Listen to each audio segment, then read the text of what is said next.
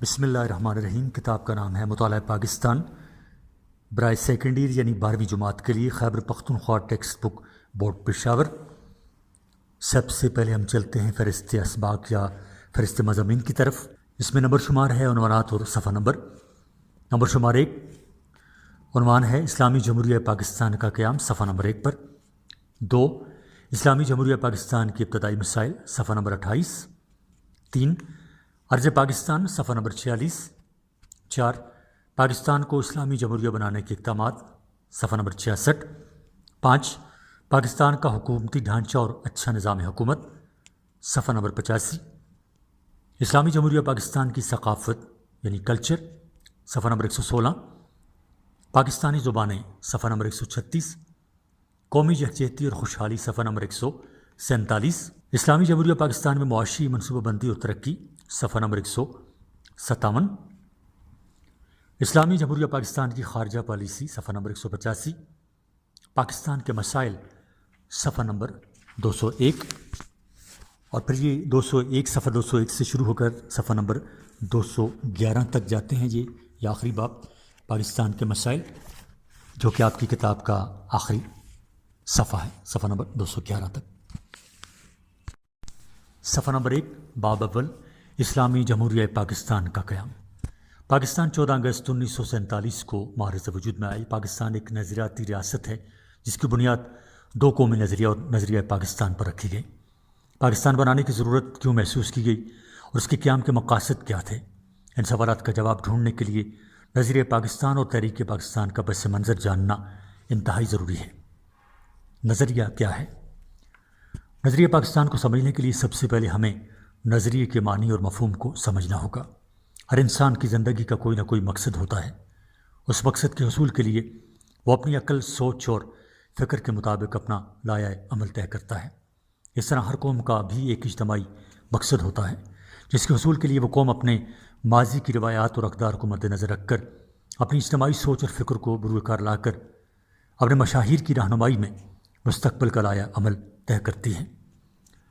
اس اجتماعی سوچ اور فکر کو اس قوم کا نظریہ کہتے ہیں۔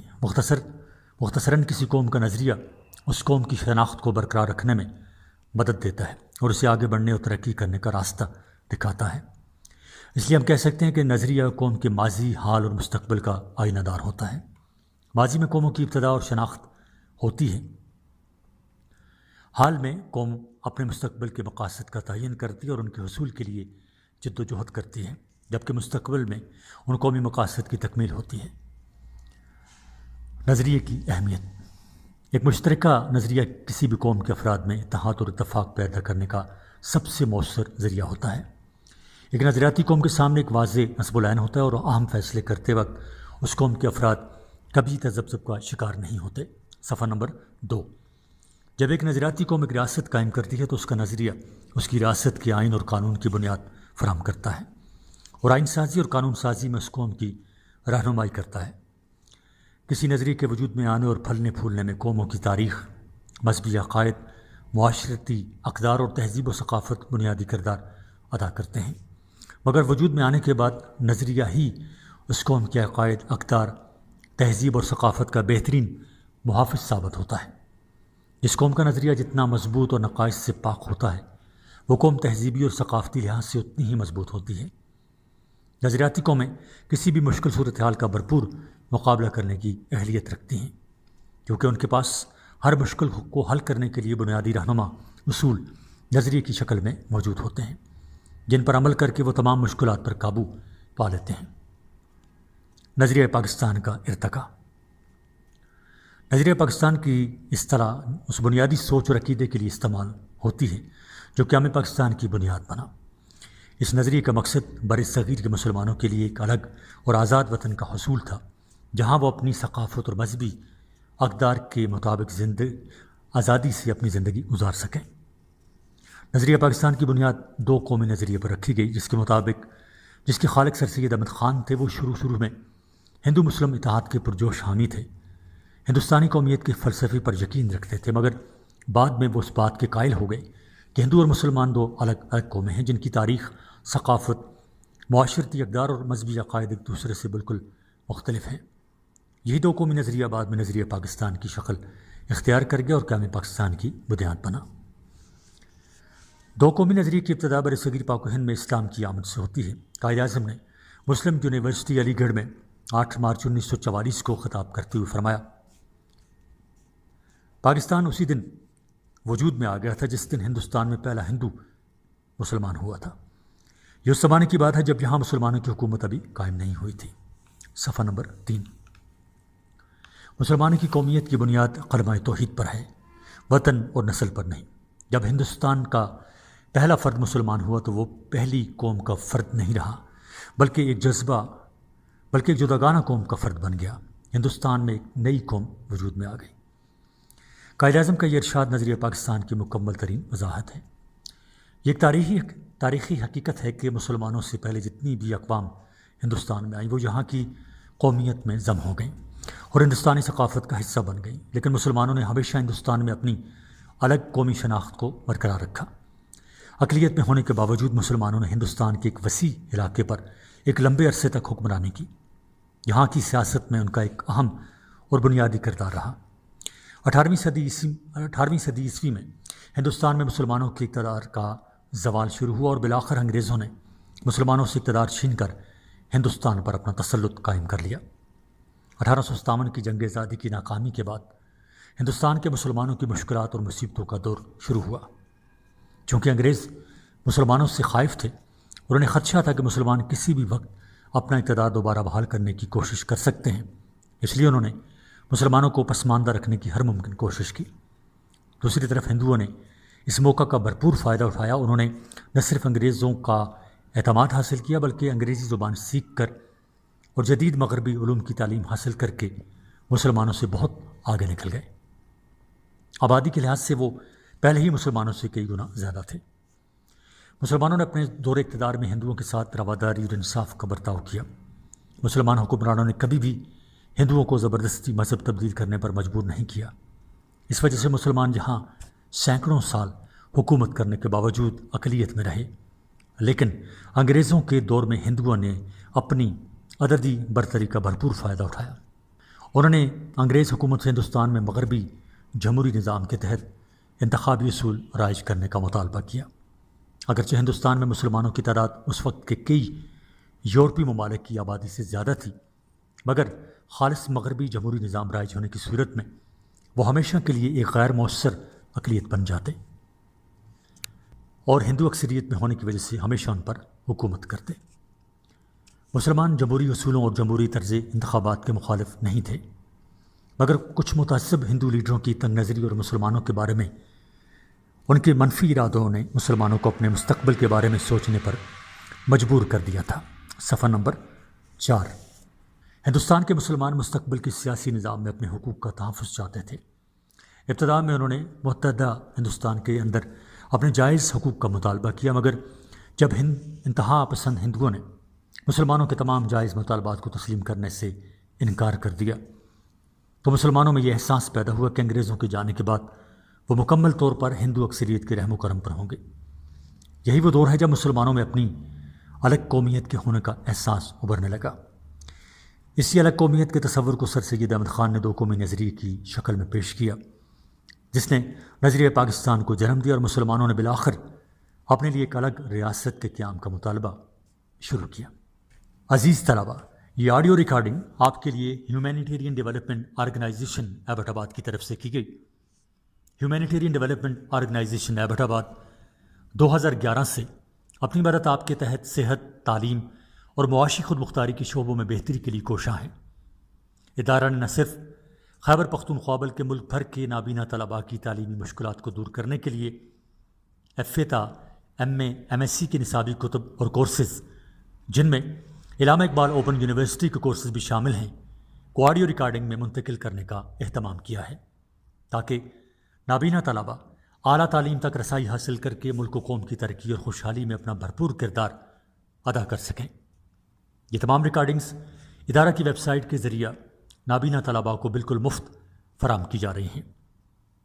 ہیومینیٹیرین ڈیولپمنٹ آرگنائزیشن ایبٹ آباد، ویب سائٹ HDORG.net، ای میل HDOATD gmail.com. کانٹیکٹ نمبر 03459541 یعنی 0345 9541 838.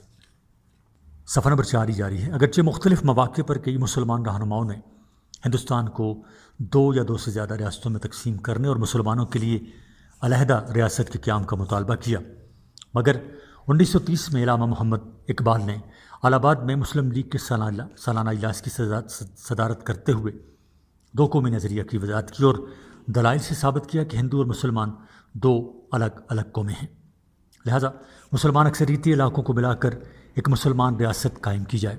اسی زمانے میں کیمبرج یونیورسٹی کے چند مسلمان طلباء نے ایک پمفلٹ جاری کیا جس کا عنوان تھا ابھی یا کبھی نہیں، یعنی ناؤ اور نیور. اس پمفلٹ میں نہ صرف ایک مسلمان ریاست کے قیام کا مطالبہ کیا گیا بلکہ اس ریاست کے نام کے طور پر پہلی دفعہ لفظ پاکستان استعمال کیا گیا. ہم کہہ سکتے ہیں کہ اس مقام پر 2 قومی نظریے نے نظریہ پاکستان کی شکل اختیار کر لی، کیونکہ 2 قومی نظریہ میں صرف اس حقیقت کو بیان کیا گیا تھا کہ مسلمان اور ہندو 2 الگ الگ قومیں ہیں، لیکن اس میں ایک الگ مسلمان ریاست کے قیام کا ذکر نہیں تھا. جبکہ نظریہ پاکستان میں 2 قومی نظریے کی بنیاد پر ہندوستان کی تقسیم اور مسلمانوں کے لیے ایک الگ ریاست کے قیام کا مطالبہ مرکزی اہمیت کا حامل تھا. جامع پاکستان سے پہلے نظریہ پاکستان کا بنیادی مقصد یہ تھا کہ اسلامی ثقافت کا تحفظ اور مسلمان اکثریتی علاقوں میں ایک علیحدہ مسلمان ریاست کا قیام، جہاں مسلمانوں کو وہ تمام مواقع حاصل ہوں جن کی مدد سے وہ اپنی زندگی اسلامی تعلیمات کے مطابق گزار سکیں. جبکہ قیام پاکستان کے بعد نظریہ پاکستان کا اہم ترین مقصد ایک ایسے نظام حکومت کا رائج کرنا تھا جس کے تحت تمام ملکی قوانین کو اسلامی اصولوں کے مطابق ڈھالا جا سکے. صفحہ نمبر 6 نظریہ پاکستان کے اجزاء ترکیبی. نظریہ پاکستان کے اجزاء ترکیبی میں 4 بنیادی عناصر شامل ہیں. نمبر 1 اسلام. نظریہ پاکستان کا پہلا اور سب سے اہم جزو اسلام ہے. اس نظریے کی بنیاد مذہب اسلام پر رکھی گئی ہے. ہندوستان میں مسلمانوں کی الگ قومیت کی بنیاد مذہب تھا اور اسی بنیاد پر 2 قومی نظریہ وجود میں آیا جو بعد میں نظریہ پاکستان کی شکل اختیار کر گیا. 2 جمہوریت. جمہوریت کی اساس اکثریت کی رائے کا احترام ہے، مگر اس کے ساتھ اقلیت کے حقوق کا تحفظ اور اظہار رائے کی آزادی بھی جمہوریت کا لازمی حصہ ہیں. جمہوریت کا ایک اور اہم جز حق کی خود ارادیت یعنی رائٹ آف سیلف ڈٹرمنیشن بھی ہے، جس کے تحت دنیا کی تمام اقوام کو یہ حق حاصل ہے کہ وہ اپنی مرضی سے اپنے مستقبل کا فیصلہ کریں. اسی اصول کا استعمال کرتے ہوئے ہندوستان کے مسلمانوں نے اپنے لیے ایک الگ وطن کا مطالبہ کیا. 3 معاشرتی انصاف اور مساوات. نظریہ پاکستان کا مقصد ایک ایسے معاشرے کا قیام تھا جہاں معاشرتی انصاف اور مساوات کے اصولوں کے مطابق سب طبقوں کو برابری کی بنیاد پر یکساں حقوق حاصل ہوں. اگرچہ یہ مقصد تاحال حاصل نہیں ہو سکا مگر اس کے حصول کی طرف پیش رفت ہو رہی ہے. صفحہ نمبر 6 پوائنٹ نمبر 4 بنیادی انسانی حقوق. بنیادی انسانی حقوق میں انسانی زندگی کا تحفظ، عزت اور ملکیت کا تحفظ، مذہبی عقائد اور عبادات کی آزادی، اظہار رائے کی آزادی اور باعزت روزگار کا حصول ہیں.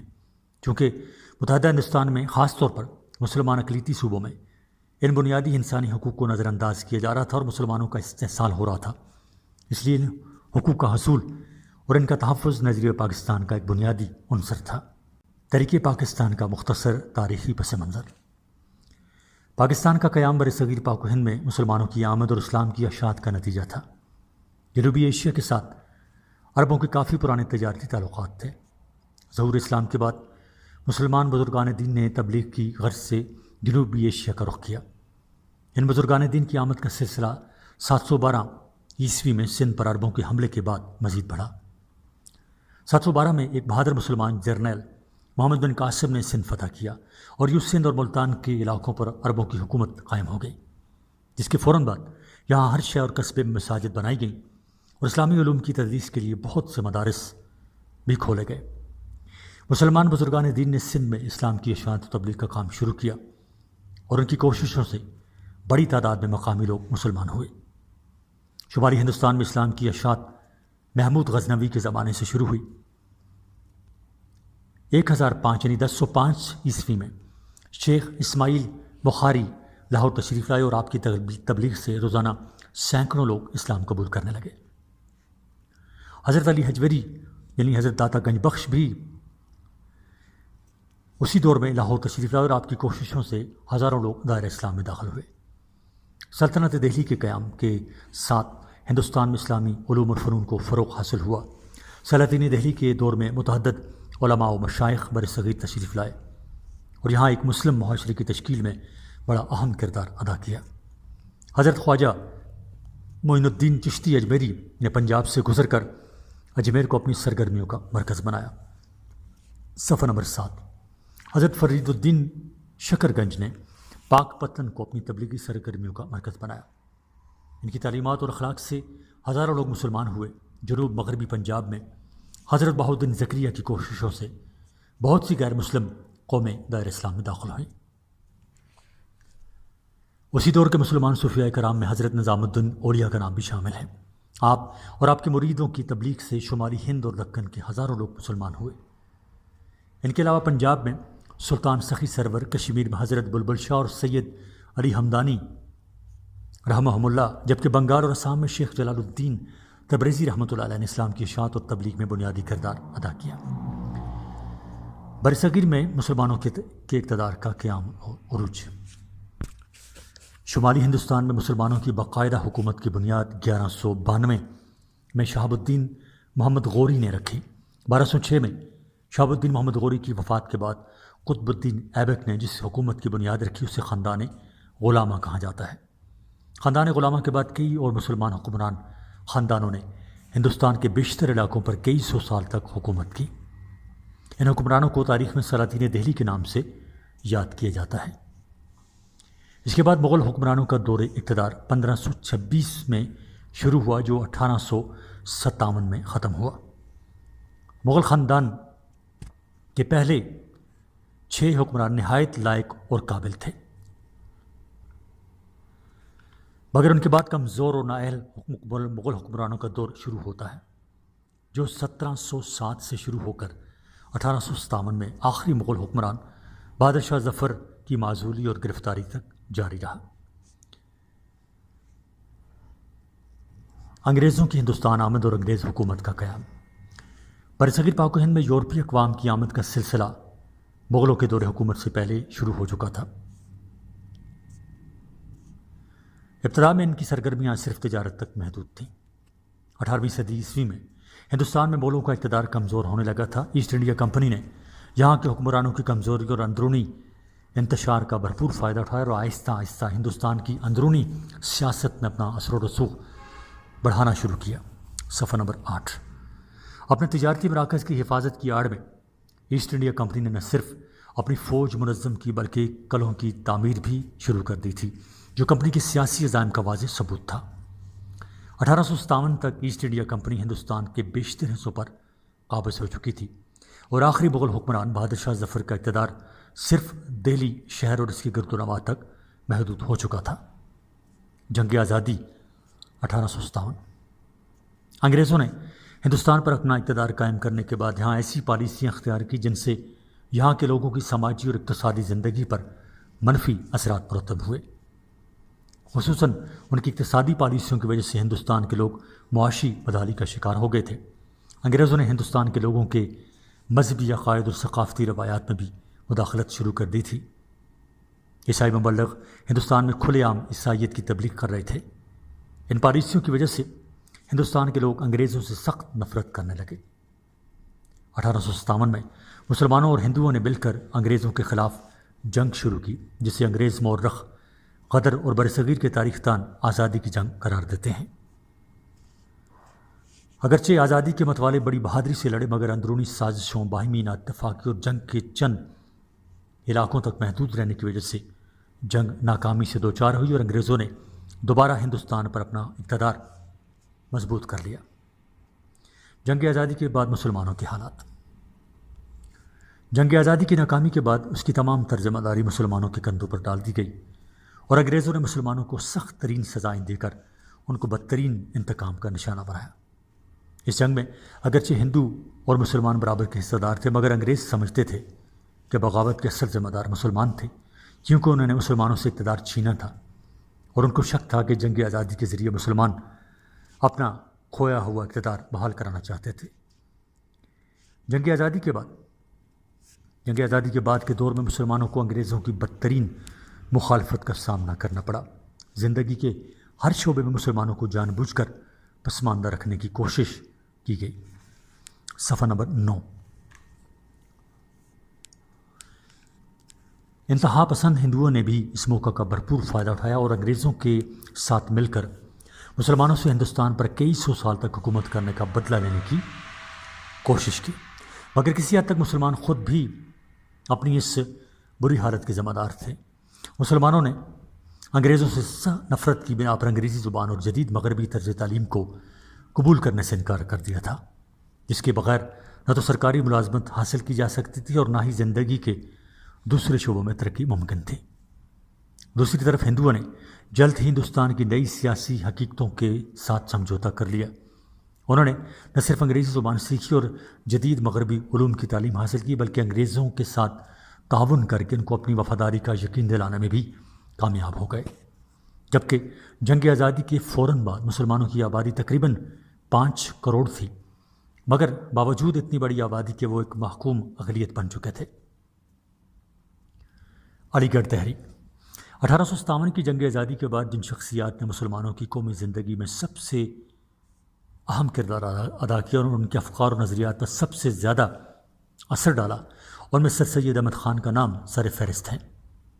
سر سید احمد خان جدید مغربی علوم کے حصول اور انگریز حکمرانوں سے اچھے تعلقات کو مسلمانوں کی تمام مشکلات کا حل سمجھتے تھے۔ ان مقاصد کو پیش نظر رکھ کر انہوں نے تعلیمی، سیاسی اور ادبی میدانوں میں مسلمان قوم کی بھلائی کے لیے عظیم خدمات انجام دیں۔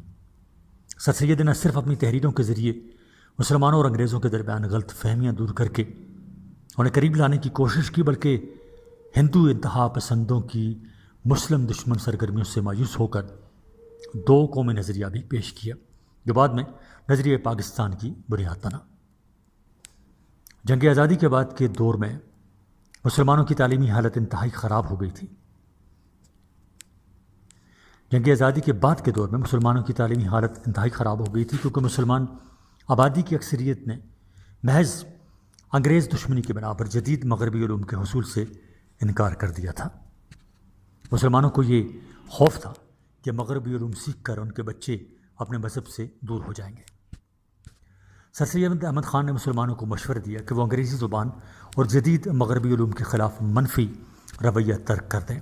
ان کا خیال تھا کہ مسلمانوں کو سیاست میں وقتی طور پر حصہ نہیں لینا چاہیے، اپنی تمام تر توجہ تعلیمی ترقی پر مرکوز کرنی چاہیے۔ صفحہ نمبر 10۔ تاکہ وہ نہ صرف ملازمتوں میں اپنا حصہ حاصل کر سکیں بلکہ ان پر انگریز حکمرانوں کا اعتماد بھی بحال ہو۔ علی گڑھ تحریک کے باقاعدہ آغاز سے پہلے ہی سر سید احمد خان نے تعلیمی میدان میں مسلمانوں کی ترقی کو اپنی زندگی کا مقصد بنا لیا تھا۔ اپنی ملازمت کے دوران انہوں نے 1859 میں مراد آباد میں اور اس کے بعد غازی پور کے مقام پر اسکول قائم کیے۔ 1863 میں انہوں نے غازی پور میں سائنٹیفک سوسائٹی کے نام سے ایک ادارہ قائم کیا، جس کا مقصد یورپی زبانوں میں مختلف جدید علوم پر لکھی گئی کتابوں کا اردو زبان میں ترجمہ کرا کے ہندوستان کے لوگوں کو یہ موقع فراہم کرنا تھا کہ وہ ان کتابوں سے فائدہ حاصل کریں۔ 1869 میں سر سید احمد خان اپنے بیٹے سید محمود کے ساتھ انگلستان گئے۔ سر سید سمجھتے تھے کہ زندگی کے مختلف شعبوں میں انگریزوں کی ترقی میں ان کے نظام تعلیم کا کردار سب سے اہم ہے، لہٰذا انگلستان میں قیام کے دوران سر سید احمد خان نے وہاں کے چند بہترین تعلیمی اداروں کا دورہ کر کے ان کے طرز، جس میں آکسفورڈ اور کیمبرج یونیورسٹی شامل تھے، ان کا دورہ کر کے ان کے طرز تعلیم کا بغور مشاہدہ کیا۔ 1870 میں انگلستان سے واپسی پر سر سید نے انجمن ترقی مسلمانان ہند کے نام سے ایک کمیٹی قائم کی، جس کا کام مسلمانوں میں جدید تعلیم سے بیزاری کے وجوہات معلوم کر کے اس بارے میں تجاویز پیش کرنا تھا۔ اس کمیٹی نے علی گڑھ کے مقام پر ایک کالج قائم کرنے کی تجویز پیش کی۔ سر سید کو مجوزہ کالج کی انتظامی کمیٹی کا تحیات سیکرٹری نامزد کیا گیا۔ سر سید نے کالج کے قیام کے لیے چندہ اکٹھا کرنے کی غرض سے ہندوستان کے مختلف علاقوں کا دورہ کیا، جس کے دوران انہوں نے مسلمانوں کو جدید تعلیم کے حصول کی اہمیت سے بھی آگاہ کیا۔ عزیز طلباء، یہ آڈیو ریکارڈنگ آپ کے لیے ہیومینیٹیرین ڈیولپمنٹ آرگنائزیشن ایبٹ آباد کے ذریعے اہتمام کی گئی۔ ہیومینیٹیرین ڈیولپمنٹ آرگنائزیشن ایبٹ آباد 2011 سے اپنی مدد آپ کے تحت صحت، تعلیم اور معاشی خود مختاری کے شعبوں میں بہتری کے لیے کوشاں ہے۔ ادارہ نے نہ صرف خیبر پختونخوا بلکہ ملک بھر کے نابینا طلباء کی تعلیمی مشکلات اور رکاوٹوں کو دور کرنے کے لیے FA تا ماسٹرز لیول کی نصابی کتب اور کورسز، جن میں علامہ اقبال اوپن یونیورسٹی کے کورسز بھی شامل ہیں، کو آڈیو ریکارڈنگ میں منتقل کرنے کا اہتمام کیا ہے، تاکہ نابینا طلباء اعلیٰ تعلیم تک رسائی حاصل کر کے ملک و قوم کی ترقی اور خوشحالی میں اپنا بھرپور کردار ادا کر سکیں۔ یہ تمام آڈیو ریکارڈنگز نابینا طلباء کو بالکل مفت فراہم کی جا رہی ہیں۔ نابینا طلباء کے علاوہ دیگر طلباء بھی اس تعلیمی سہولت سے استفادہ کر سکتے ہیں۔ ہیومینیٹیرین ڈیولپمنٹ آرگنائزیشن ایبٹ آباد، ای میل HDOATD@gmail.com، ویب سائٹ HDORG.net، رابطہ نمبر 03459541-838، یعنی 0345 95 41 838۔ صفحہ نمبر 10 ہی جاری ہے۔ 1875 میں کالج کے قیام کی طرف پہلا قدم اٹھایا گیا تھا، جب علی گڑھ میں ایک اسکول کا قیام عمل میں لایا گیا۔ صرف 2 سال بعد اس اسکول کو کالج کا درجہ دیا اور وائسرائے لارڈ لیٹن نے 1877 میں محمڈن اینگلو اورینٹل کالج کا سنگ بنیاد رکھا۔ علی گڑھ کالج ایک اقامتی ادارہ تھا جہاں انگریزی زبان کے ساتھ ساتھ مشرقی اور مغربی علوم کی تعلیم بھی دی جاتی تھی۔ کالج میں مسلمان طلباء کے علاوہ دیگر قومیتوں سے تعلق رکھنے والے طلباء بھی پڑھتے تھے، مگر دینیات یعنی علوم اسلامیہ کی تعلیم صرف مسلمانوں کے لیے لازمی تھی۔ علی گڑھ کالج میں طلباء کی تعلیم کے ساتھ ساتھ ان کی تربیت اور کردار سازی پر بھی خصوصی توجہ دی جاتی تھی۔ سر سید نے کالج کو مغربی معیار کے مطابق ایک عمدہ درسگاہ بنانے کے لیے بھاری تنخواہیں دے کر ممتاز انگریز ماہرین تعلیم کی خدمات حاصل کی۔ صفحہ نمبر 11۔ اور کالج کے اساتذہ میں یورپین اساتذہ کی بڑی تعداد شامل تھی۔ علی گڑھ تحریک کے 2 بڑے ستون تھے، ان میں ایک تو محمڈن اینگلو اورینٹل کالج اور دوسرا ستون محمڈن ایجوکیشنل کانفرنس تھا۔ محمڈن ایجوکیشنل کانفرنس 1886 میں قائم کی گئی اور اس کے قیام کے مقاصد مندرجہ ذیل تھے۔ نمبر 1، علی گڑھ کالج کے طرز پر نئے تعلیمی ادارے قائم کرنا۔ 2، مسلمانوں میں جدید مغربی طرز تعلیم کی اہمیت کا احساس پیدا کرنا۔ 3، مسلمانوں کے قائم کردہ انگریزی تعلیمی اداروں میں مذہبی تعلیم کے حالات پر نظر رکھنا۔ اور 4، مسلمانوں کے روایتی مدرسوں اور مکتب اسکولوں کے نصاب کو جدید دور کے تقاضوں سے ہم آہنگ کرنا۔ علی گڑھ کالج اور محمڈن ایجوکیشنل کانفرنس نے نہ صرف مسلمانوں میں جدید تعلیم کے فروغ میں کردار ادا کیا، بلکہ یہ دونوں ادارے جلد ہی مسلمانوں کی تمام سماجی، ثقافتی اور سیاسی سرگرمیوں کا محور بن گئے۔ محمڈن ایجوکیشنل کانفرنس ایک خالصتاً غیر سیاسی تنظیم تھی۔ علی گڑھ کالج سے کئی نامور مسلمان رہنماؤں نے تعلیم حاصل کی، جنہوں نے بعد میں تحریک پاکستان میں اہم کردار ادا کیا۔ مسلم لیگ کے قیام کا پس منظر۔ 1885 میں ایک ریٹائرڈ انگریز افسر A.O. ہیوم نے انڈین نیشنل کانگریس کے نام سے ایک سیاسی تنظیم کی بنیاد رکھی۔ اگرچہ کانگریس ہندوستان کے تمام لوگوں کی نمائندگی کا دعویٰ کرتی تھی، مگر اس پر شروع سے ہندو انتہا پسندوں کا غلبہ رہا اور اس کی پالیسیاں مسلمانوں کے مفادات کے سراسر منافی تھیں۔ کانگریس کا مطالبہ تھا کہ ہندوستان میں قانون ساز کونسلوں کے ممبران کا انتخاب مغربی طرز جمہوریت کے اصولوں کے مطابق کیا جائے۔ مسلمان رہنماؤں کا خیال تھا کہ خالص مغربی جمہوری نظام ہندوستان میں قابل عمل نہیں ہے، کیونکہ یہاں 2 بڑی قومیں ہندو اور مسلمان آباد ہیں، جن میں سے ایک اکثریت اور دوسری اقلیت میں ہے۔ اگر مغربی طرز کا جمہوری نظام بغیر کسی رد و بدل کے نافذ کر دیا گیا تو مسلمان اقلیت ہمیشہ کے لیے ہندو اکثریت کی غلام بن کر رہ جائے گی۔ اس کے علاوہ کانگریس کی دیگر پالیسیاں اور مطالبات بھی مسلمانوں کے مفاد کے منافی تھے۔ کانگریس نے 1905 میں بنگال کی تقسیم کی بھی مخالفت کی، جبکہ یہ تقسیم مسلمانوں کے مفاد میں تھی۔ صفحہ نمبر 12۔ وائسرائے لارڈ مینٹو نے اپنی جوابی تقریر میں ان تمام مطالبات پر ہمدردانہ غور کرنے کا یقین دلایا اور کہا کہ مستقبل کے کسی بھی سیاسی ڈھانچے میں مسلمانوں کے مفادات کا پورا خیال رکھا جائے گا۔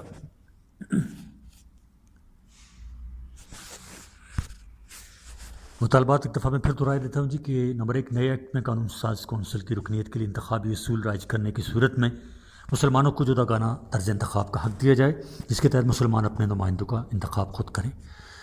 دوسرا مطالبہ یہ تھا، قانون ساز اداروں میں مسلمانوں کی نمائندگی کا تناسب طے کرتے وقت صرف ان کی تعداد کو مد نظر نہ رکھا جائے بلکہ ان کی سیاسی اہمیت کو بھی مد نظر رکھا جائے۔ تیسرا مطالبہ یہ تھا کہ مسلمانوں کو سرکاری ملازمتوں اور مقامی حکومتی اداروں میں ان کا جائز حصہ دیا جائے۔ شملہ وفد کی وائسرائے سے ملاقات اور وائسرائے کی طرف سے مسلمانوں کے مفادات کے تحفظ کی جگہ یقین دہانی کرنا مسلمان رہنماؤں کی ایک بڑی کامیابی تھی۔ اس مسلمان وفد سے ملاقات کر کے وائسرائے اور انگریز حکومت نے ایک طرح سے مسلمانوں کے اس دعویٰ کو درست تسلیم کر لیا تھا کہ کانگریس مسلمانوں کی نمائندہ جماعت نہیں۔ کانگریسی لیڈروں نے شملہ وفد کی وائسرائے سے ملاقات کو انگریزوں کی سازش قرار دیا اور مسلمانوں کے جداگانہ طرز انتخاب کے مطالبے کی شدید مخالفت کی، مگر لارڈ مینٹو نے اپنا وعدہ پورا کیا اور جب برطانوی پارلیمنٹ نے حکومت ہند کا قانون 1909 پاس کیا تو اس میں مسلمانوں کو جداگانہ طرز انتخاب کا حق دیا گیا۔ صفحہ نمبر 13۔ مسلم لیگ کا قیام 1906۔ شملہ وفد کی کامیابی کے بعد مسلمان رہنماؤں کو اپنی ایک سیاسی جماعت قائم کرنے کی ضرورت محسوس ہوئی تاکہ اہم مواقع پر جب یہ جماعت مسلمانوں کے نقطۂ نظر کو انگریز حکومت کے سامنے پیش کر سکے، ان کے مفادات کا تحفظ کر سکے۔ سر سلیم اللہ خان نے تجویز پیش کی کہ محمدن ایجوکیشنل کانفرنس کے دسمبر 1906 میں ڈھاکہ میں منعقد ہونے والے باقاعدہ اجلاس کے بعد مسلمان رہنماؤں کا ایک غیر رسمی اجلاس منعقد کیا جائے، جس میں آل انڈیا مسلم کنفیڈریشن کے نام سے ایک سیاسی جماعت کا قیام عمل میں لایا جائے۔ دسمبر 1906 میں محمدن ایجوکیشنل کانفرنس کا اجلاس ڈھاکہ میں منعقد ہوا۔ چونکہ یہ غیر سیاسی ادارہ تھا، سر سید احمد خان نے اس کے اجلاسوں میں سیاسی معاملات زیر بحث لانے کو سختی سے منع کیا تھا، لہذا مجوزہ مسلمان سیاسی جماعت کا قیام عمل میں لانے کے لیے کانفرنس کے باقاعدہ اجلاس کے فوراً بعد ایک غیر رسمی اجلاس منعقد کیا گیا، جس کی صدارت نواب وقار الملک نے کی۔ انہوں نے اپنے صدارتی خطبے میں کہا کہ مسلمانوں کے لیے ضروری ہے کہ وہ اپنے سیاسی حقوق کے تحفظ کے لیے ایک الگ سیاسی جماعت قائم کریں۔ صدارتی خطبے کے بعد اجلاس میں ایک قرارداد پیش کی گئی، جس کے تحت آل انڈیا مسلم لیگ کے نام سے مسلم سیاسی جماعت کا قیام عمل میں لایا گیا، جس کے بنیادی مقاصد مندرجہ ذیل تھے۔ نمبر 1، مسلمانوں میں انگریز حکمرانوں کے ساتھ وفاداری کے جذبات کو فروغ دینا اور ان میں حکومت کے اقدامات اور ارادوں کے متعلق غلط فہمیوں کو دور کرنا۔ 2، مسلمانوں کے سیاسی اور دیگر حقوق کا تحفظ کرنا اور ان کی خواہشات اور مطالبات کو مناسب انداز سے حکومت کے سامنے پیش کرنا۔ 3، مندرجہ بالا مقاصد کو نقصان پہنچائے بغیر مسلمانوں میں دوسری قومیتوں کے خلاف منفی جذبات کو بڑھنے سے روکنا۔ صفحہ نمبر 14۔ مسلم لیگ کا آئین 1908 میں وضع کیا گیا۔ سر سلطان محمد آغا خان سوم کو مسلم لیگ کا صدر اور نواب محسن الملک اور نواب وقار الملک کو مشترکہ طور پر جوائنٹ سیکریٹری مقرر کیا گیا۔ مسلمان رہنماؤں کی کوششوں سے کچھ عرصے میں مسلم لیگ مسلمانوں کی نمائندہ سیاسی جماعت کے طور پر ابھری اور قائد اعظم کی مسلم لیگ میں شمولیت کے بعد اس کی مقبولیت میں اور بھی اضافہ ہوا۔ ابتدائی دور میں مسلم لیگ نے مسلمانوں کو انگریز حکومت سے وفاداری اور تعاون کی تلقین کی، مگر جب 1911 میں برطانوی حکومت نے مسلمانوں کی خواہشات کے برعکس تقسیم بنگال کو منسوخ کرنے کا اعلان کیا تو مسلم لیگ نے بھی 1913 میں اپنے مقاصد میں ترمیم کی اور اپنے مقاصد میں مندرجہ ذیل نکات کا اضافہ کیا۔ نمبر 1، حکومت خود اختیاری کے ایک ایسے نظام کے حصول کے لیے کوشش کی جائے حکومت خود اختیاری کے ایسے نظام کے حصول کے لیے کوشش کی جائے جو ہندوستان کے لیے موزوں ہو۔ 2، اس مقصد کو حاصل کرنے کے لیے ہندوستان کی دوسری قومیتوں اور سیاسی تنظیموں کے ساتھ خوشگوار تعلقات، تعاون اور اشتراک عمل کو فروغ دیا جائے۔ مسلم لیگ کے مقاصد میں اس تبدیلی کے بعد کانگریس اور مسلم لیگ کے درمیان تعاون کا ایک مختصر دور شروع ہوا، جس کا نتیجہ 1916 میں میثاق لکھنؤ کی صورت میں نکلا۔ اگرچہ ہندو مسلم اتحاد کے لیے ماضی میں کی گئی تمام کوششیں ناکام ہو گئی تھیں، مگر 1916 میں کانگریس اور مسلم لیگ کے درمیان ایک ایسا معاہدہ ہوا جس کے نتیجے میں اگلے 5 سال تک ہندو مسلم اتحاد کا ایک عارضی مگر اہم دور جاری رہا۔ اس معاہدے کو میثاق لکھنؤ کا نام دیا گیا اور اس کو ممکن بنانے میں قائد اعظم محمد علی جناح نے اہم کردار ادا کیا۔ یہ معاہدہ دراصل ہندوستان میں مستقبل کے آئینی ڈھانچے کے متعلق دونوں جماعتوں کی طرف سے پیش کردہ متفقہ تجاویز پر مبنی تھا۔ میثاق لکھنؤ سے مسلمانوں کو اس وقت ایک بڑی کامیابی حاصل ہوئی جب کانگریس نے اس معاہدے میں مسلمانوں کے لیے جداگانہ طرز انتخاب کا اصول یعنی رائٹ آف سیپریٹ الیکٹوریٹس بغیر کسی شرط کے تسلیم کیا۔ اس کے علاوہ مسلم اقلیتی صوبوں میں مسلمانوں کو ان کی آبادی کے تناسب سے زیادہ نشستیں یعنی ویٹیج دی گئی۔ ہندو مسلم اتحاد تحریک خلافت کے اختتام تک جاری رہا۔ صفحہ نمبر 15۔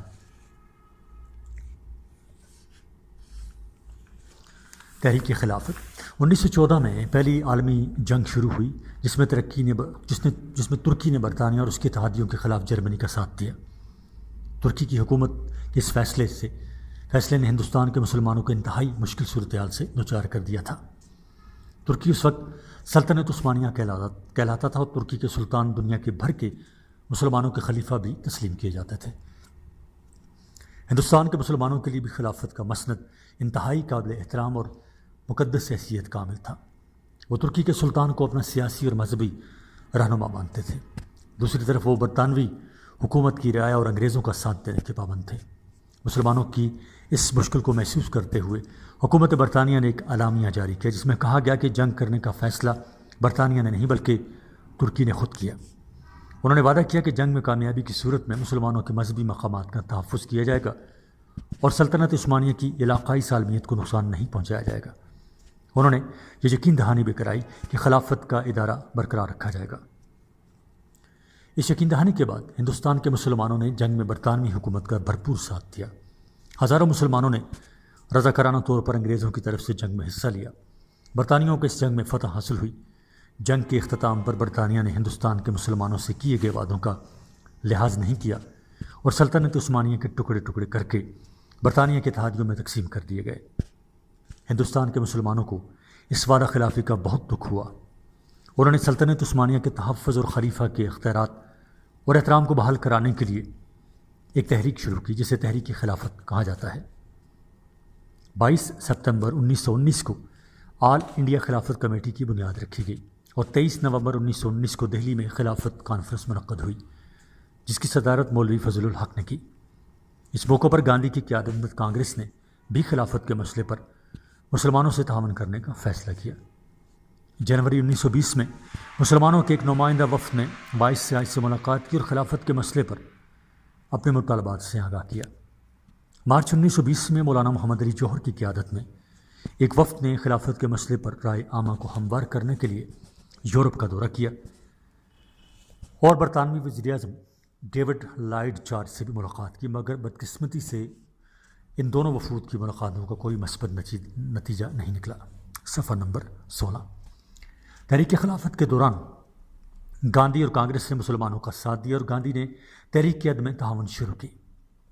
گاندھی اور مولانا محمد علی جوہر نے سارے ہندوستان کا دورہ کر کے لوگوں کو تحریک خلافت اور تحریک عدم تعاون میں حصہ لینے کی تلقین کی۔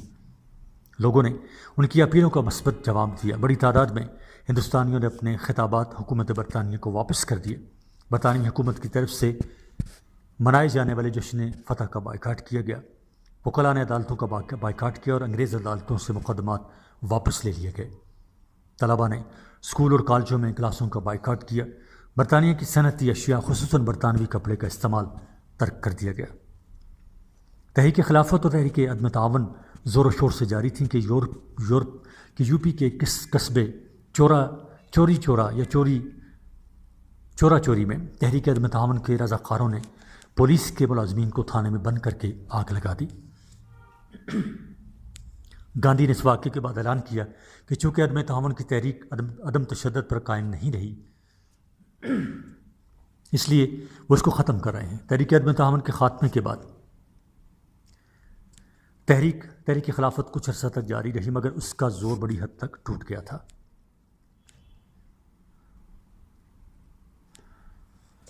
اس دوران ترکی میں مصطفیٰ کمال اور اتاتürک کی قیادت میں ترکی کی گرینڈ نیشنل اسمبلی نے خلافت کے خاتمے کا اعلان کر دیا، جس کے بعد تحریک خلافت کو جاری رکھنے کا جواز بھی ختم ہو گیا۔ اگرچہ تحریک خلافت بظاہر کوئی خاص کامیابی حاصل نہ کر سکی، مگر اس سے مسلمانوں کو دو فائدے ہوئے۔ ایک تو مسلمانوں کو بڑے پیمانے پر عوامی تحریک کو منظم کرنے کا تجربہ حاصل ہوا، اور دوسرے اس تحریک نے ایسے لیڈر پیدا کیے جنہوں نے بعد میں تحریک پاکستان میں اہم کردار ادا کیا۔ قرارداد Lahore March 1940۔ Government of India act 1935 کے تحت فروری اور مارچ 1937 میں صوبائی اسمبلیوں کے انتخابات منعقد کیے گئے۔ ان انتخابات میں دونوں بڑی سیاسی جماعتوں کانگریس اور مسلم لیگ نے بھرپور حصہ لیا۔ ان انتخابات میں مسلم لیگ کی کارکردگی انتہائی مایوس کن رہی۔ کانگریس نے 11 صوبوں میں سے 8 ہندو اکثریتی صوبوں میں واضح اکثریت حاصل کی اور اپنی وزارتیں بنائیں۔ ان تمام صوبوں میں مسلم لیگ کو وزارتوں میں کوئی حصہ نہیں دیا گیا۔ اقتدار میں آتے ہی کانگریس نے مسلمان مخالف پالیسیوں پر عمل درآمد شروع کر دیا، اور مسلمانوں کو ان ہندو اکثریتی صوبوں میں جہاں کانگریس کی حکومت تھی طرح طرح کی مشکلات کا سامنا کرنا پڑا۔ صفحہ نمبر 17۔ ستمبر 1939 میں دوسری جنگ عظیم کا آغاز ہوا۔ کانگریس نے جنگ کے دوران برطانیہ کی کمزوری سے فائدہ اٹھانے کا فیصلہ کیا اور برطانوی حکومت کو چند مطالبات پیش کیے، جن کے مسترد ہونے پر کانگریسی وزارتوں نے اکتوبر 1939 میں استعفیٰ دے دیا۔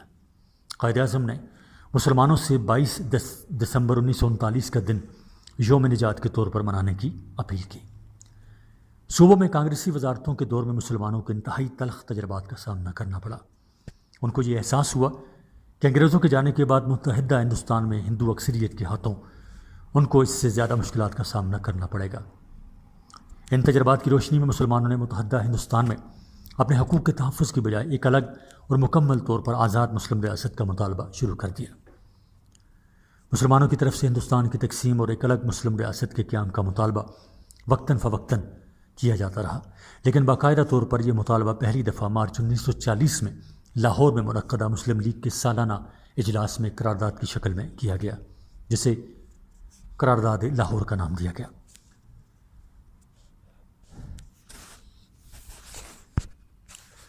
مسلم لیگ کا یہ تاریخی سالانہ اجلاس 22 مارچ 1940 کو لاہور میں شروع ہوا۔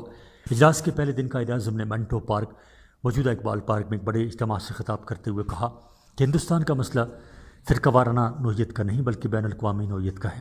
جب تک اس بنیادی حقیقت کو تسلیم نہیں کیا جاتا، یہاں کوئی بھی دستوری ڈھانچہ قابل عمل نہیں ہوگا۔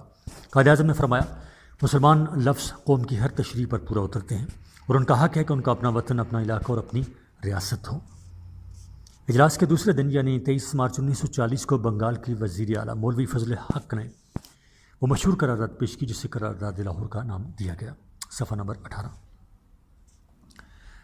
قرارداد کا متن۔ مسلم لیگ کے اس اجلاس کی یہ سوچی سمجھی رائے ہے کہ اس ملک میں وہی دستور قابل عمل ہو سکتا ہے اور صرف اسی دستور کو مسلمان قبول کریں گے جس کی بنیاد مندرجہ ذیل اصولوں پر رکھی گئی ہو، کہ جغرافیائی لحاظ سے باہم متصل علاقوں کی ایسی خطوں کی صورت میں حد بندی کی جائے اور ضروری علاقائی رد و بدل کے ساتھ ان کی ایسی تشکیل کی جائے جن علاقوں میں مسلمان عددی لحاظ سے اکثریت میں ہیں، جیسا کہ ہندوستان کے شمال مغربی اور شمال مشرقی حصوں میں، ان کو یکجا کیا جائے تاکہ وہ آزاد ریاستیں بن سکیں۔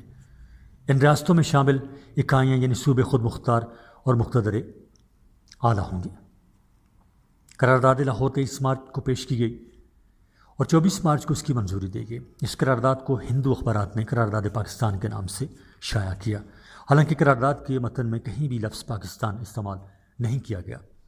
اس کا فائدہ یہ ہوا کہ ایک عام ہندوستانی مسلمان کو اس قرارداد کا مقصد سمجھانے میں زیادہ دقت پیش نہیں آئی۔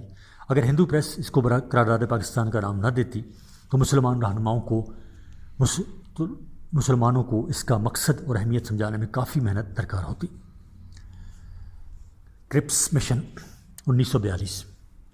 دوسری جنگ عظیم کے دوران حکومت برطانیہ کو اپنی جنگی ضروریات کے پیش نظر ہندوستان کے لوگوں کو اور یہاں کی سیاسی جماعتوں کے تعاون کی سخت ضرورت تھی۔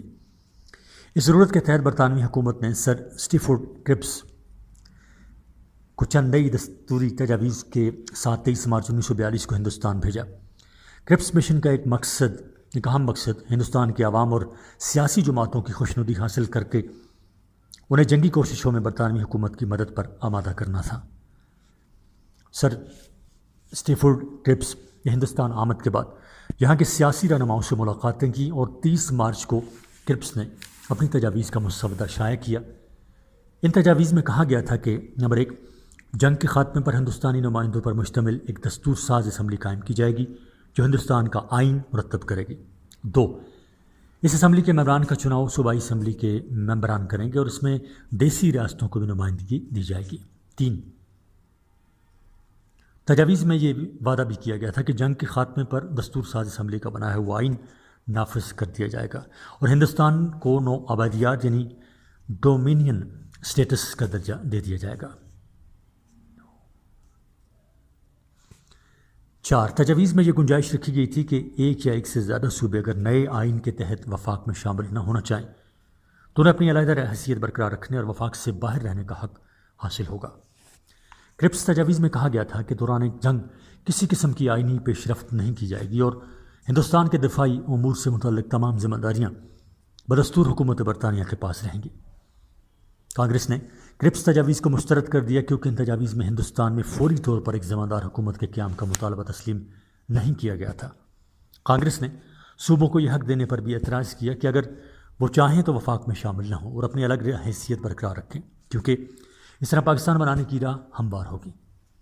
دوسری طرف مسلم لیگ نے ان تجاویز کو اس بنا پر مسترد کر دیا کہ ان میں واضح طور پر پاکستان کے قیام کی ضمانت نہیں دی گئی تھی۔ اس طرح برطانوی حکومت کی یہ کوشش ناکام ہوئی اور کرپس نے برطانیہ واپس جا کر مشن کی ناکامی کا اعلان کیا۔ شملہ کانفرنس 1945۔ کرپس تجاویز کی ناکامی کے بعد ہندوستان کے سیاسی مستقبل کے حوالے سے قائد اعظم اور گاندھی جی کے درمیان ملاقاتوں اور خطوط کے تبادلے کا سلسلہ شروع ہوا جسے گاندھی جناح مذاکرات کے نام سے یاد کیا جاتا ہے۔ صفحہ نمبر 20۔ ان مذاکرات کا بھی کوئی مثبت نتیجہ نہیں نکل سکا۔ اس کے بعد وائسرائے ہند لارڈ ویول نے ہندوستان کے سیاسی مستقبل کے بارے میں جون 1945 میں شملہ کے مقام پر ہندوستان کے سیاسی رہنماؤں کی کانفرنس طلب کی۔ کانفرنس میں شرکت کے لیے 5 مسلم اراکین پر مشتمل ایک وفد شامل کرنے کی تجویز تھی، لیکن کانگریس کا اصرار تھا کہ وہ ہندوستان کی واحد نمائندہ جماعت ہے اور یہ کہ وہ مسلمانوں کے لیے مخصوص نشستوں پر بھی نمائندے نامزد کرے گی، مگر قائد اعظم نے واضح کر دیا کہ 5 مسلم ارکان کو صرف مسلم لیگ نامزد کر سکتی ہے کیونکہ وہی مسلمانوں کی واحد جماعت ہے۔ اس کے علاوہ پنجاب سے یونینسٹ پارٹی مسلم نشستوں پر اپنا ایک نمائندہ مقرر کرنا چاہتی تھی جبکہ مسلم لیگ کو یہ منظور نہ تھا۔ شملہ کانفرنس میں یہ فیصلہ نہیں ہو سکا کہ آیا مسلم لیگ مسلمانوں کی واحد نمائندہ جماعت ہے یا نہیں، تاہم یہ کانفرنس کسی نتیجے پر پہنچے بغیر ختم ہو گئی۔ 1945 اور 46 کے انتخابات۔ دوسری جنگ عظیم کے اختتام پر فوراً بعد وائسرائے لارڈ ویول نے ہندوستان کی مرکزی اور صوبائی مجالس سے قانون ساز کے لیے انتخابات کرانے کا اعلان کیا۔ اس اعلان کے تحت دسمبر 1945 میں مرکزی اسمبلی اور فروری 1946 میں صوبائی اسمبلیوں کے انتخابات ہوئے۔ مسلم لیگ نے ان انتخابات میں قیام پاکستان کے نعرے کی بنیاد پر حصہ لیا اور 1937 کے انتخابات کے بالکل برعکس ان انتخابات میں واضح اور بے مثال کامیابی حاصل کی۔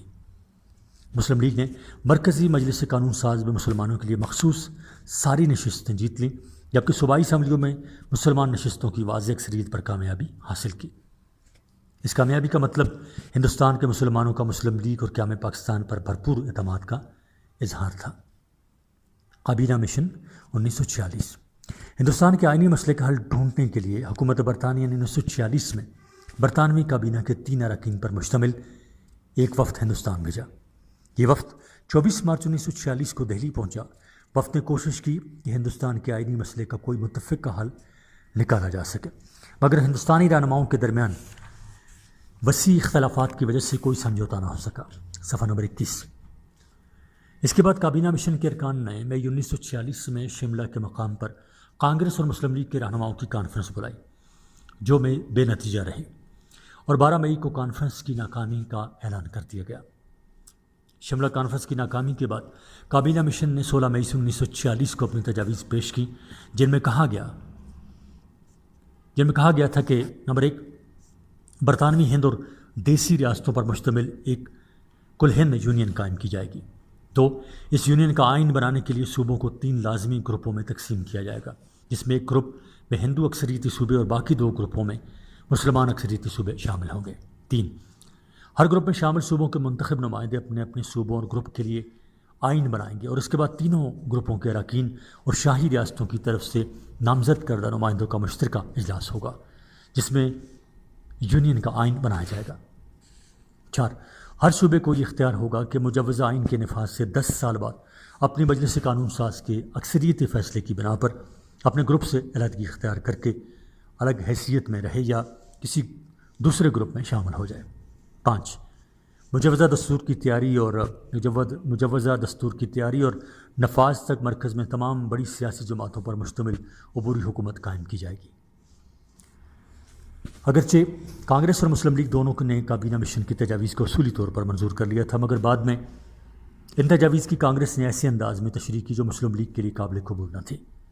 کانگریس نے عبوری حکومت سے متعلق تجویز کو بھی مسترد کر دیا اور اس کے بعد اصولی طور پر وائسرائے کو مسلم لیگ کے نمائندوں پر مشتمل عبوری حکومت بنانی چاہیے تھی، مگر انہوں نے ایسا کرنے کے بجائے عبوری حکومت کے قیام کو مؤخر کر دیا۔ بعد میں کانگریس نے عبوری حکومت میں شامل ہونے پر آمادگی ظاہر کی اور 12 اگست 1946 کو وائسرائے نے پنڈت جواہر لال نہرو کو حکومت بنانے کی دعوت دی۔ مسلم لیگ نے اس پر سخت احتجاج کیا اور کابینہ مشن کے منصوبے کی منظوری کا فیصلہ واپس لینے کا اعلان کیا۔ اس کے بعد مسلم لیگ نے 16 اگست 1946 کو راست اقدام کے دن کے طور پر منانے کا اعلان کیا۔ صفحہ نمبر 22۔ اگرچہ کچھ عرصہ بعد وائسرائے نے مسلم لیگ کو عبوری حکومت میں شامل ہونے پر راضی کر لیا، مگر کانگریس کے حکومتی اراکین نے کبھی بھی دل سے حکومت میں مسلم لیگ کی شمولیت کو تسلیم نہیں کیا، اور بالآخر کانگریس نے وائسرائے سے مطالبہ کیا کہ یا تو مسلم لیگ کو حکومت سے علیحدہ کر دیا جائے یا پھر کانگریس کے اراکین مستعفی ہو جائیں گے۔ تقسیم ہند کا منصوبہ، 3 جون کا منصوبہ۔ 1946 میں برطانیہ میں عام انتخابات ہوئے، جس کے نتیجے میں لیبر پارٹی برسر اقتدار آئی اور کلیمنٹ ایٹلی برطانیہ کا وزیر اعظم بنا۔ 20 فروری 1947 کو ایٹلی نے برطانوی دارالعوام میں تقریر کرتے ہوئے یہ اعلان کیا کہ حکومت برطانیہ ہر حال میں جون 1948 سے پہلے اقتدار ہندوستان کے ذمہ دار نمائندوں کے حوالے کرنا چاہتی ہے۔ اسی تقریر میں اس نے یہ اعلان بھی کیا کہ لارڈ ویول کی جگہ لارڈ ماؤنٹ بیٹن ہندوستان کے وائسرائے ہوں گے، جن کے ذمہ یہ کام ہوگا کہ وہ ہندوستان کی حکومتی ذمہ داریاں ہندوستانی نمائندوں کے سپرد کریں۔ لارڈ ماؤنٹ بیٹن 22 مارچ 1947 کو ہندوستان پہنچا۔ شروع میں اس نے کوشش کی کہ وزارتی مشن یعنی کابینہ مشن کے منصوبے کی بنیاد پر ہندوستان کے آئینی مسئلے کا حل نکال کر ہندوستان کو متحدہ رکھا جا سکے، مگر ہندوستانی رہنماؤں سے ملاقاتوں کے بعد ان کو یقین ہو گیا کہ ہندوستان کو متحد رکھنا ناممکن ہے، لہذا اس نے ہندوستان کی تقسیم کے لیے ایک منصوبہ تیار کر کے اسے حکومت برطانیہ سے منظور کرا لیا۔ اس منصوبے کو منظر عام پر لانے سے پہلے اس نے جواہر لال نہرو کو دکھایا۔ نہرو نے منصوبے کو ناقابل قبول قرار دے دیا۔ اس کے بعد ماؤنٹ بیٹن نے اپنے ہندو مشیر وی پی مینن کو ایک متبادل منصوبہ تیار کرنے کو کہا اور اسے منظور کروانے کے لیے خود لندن لے گیا۔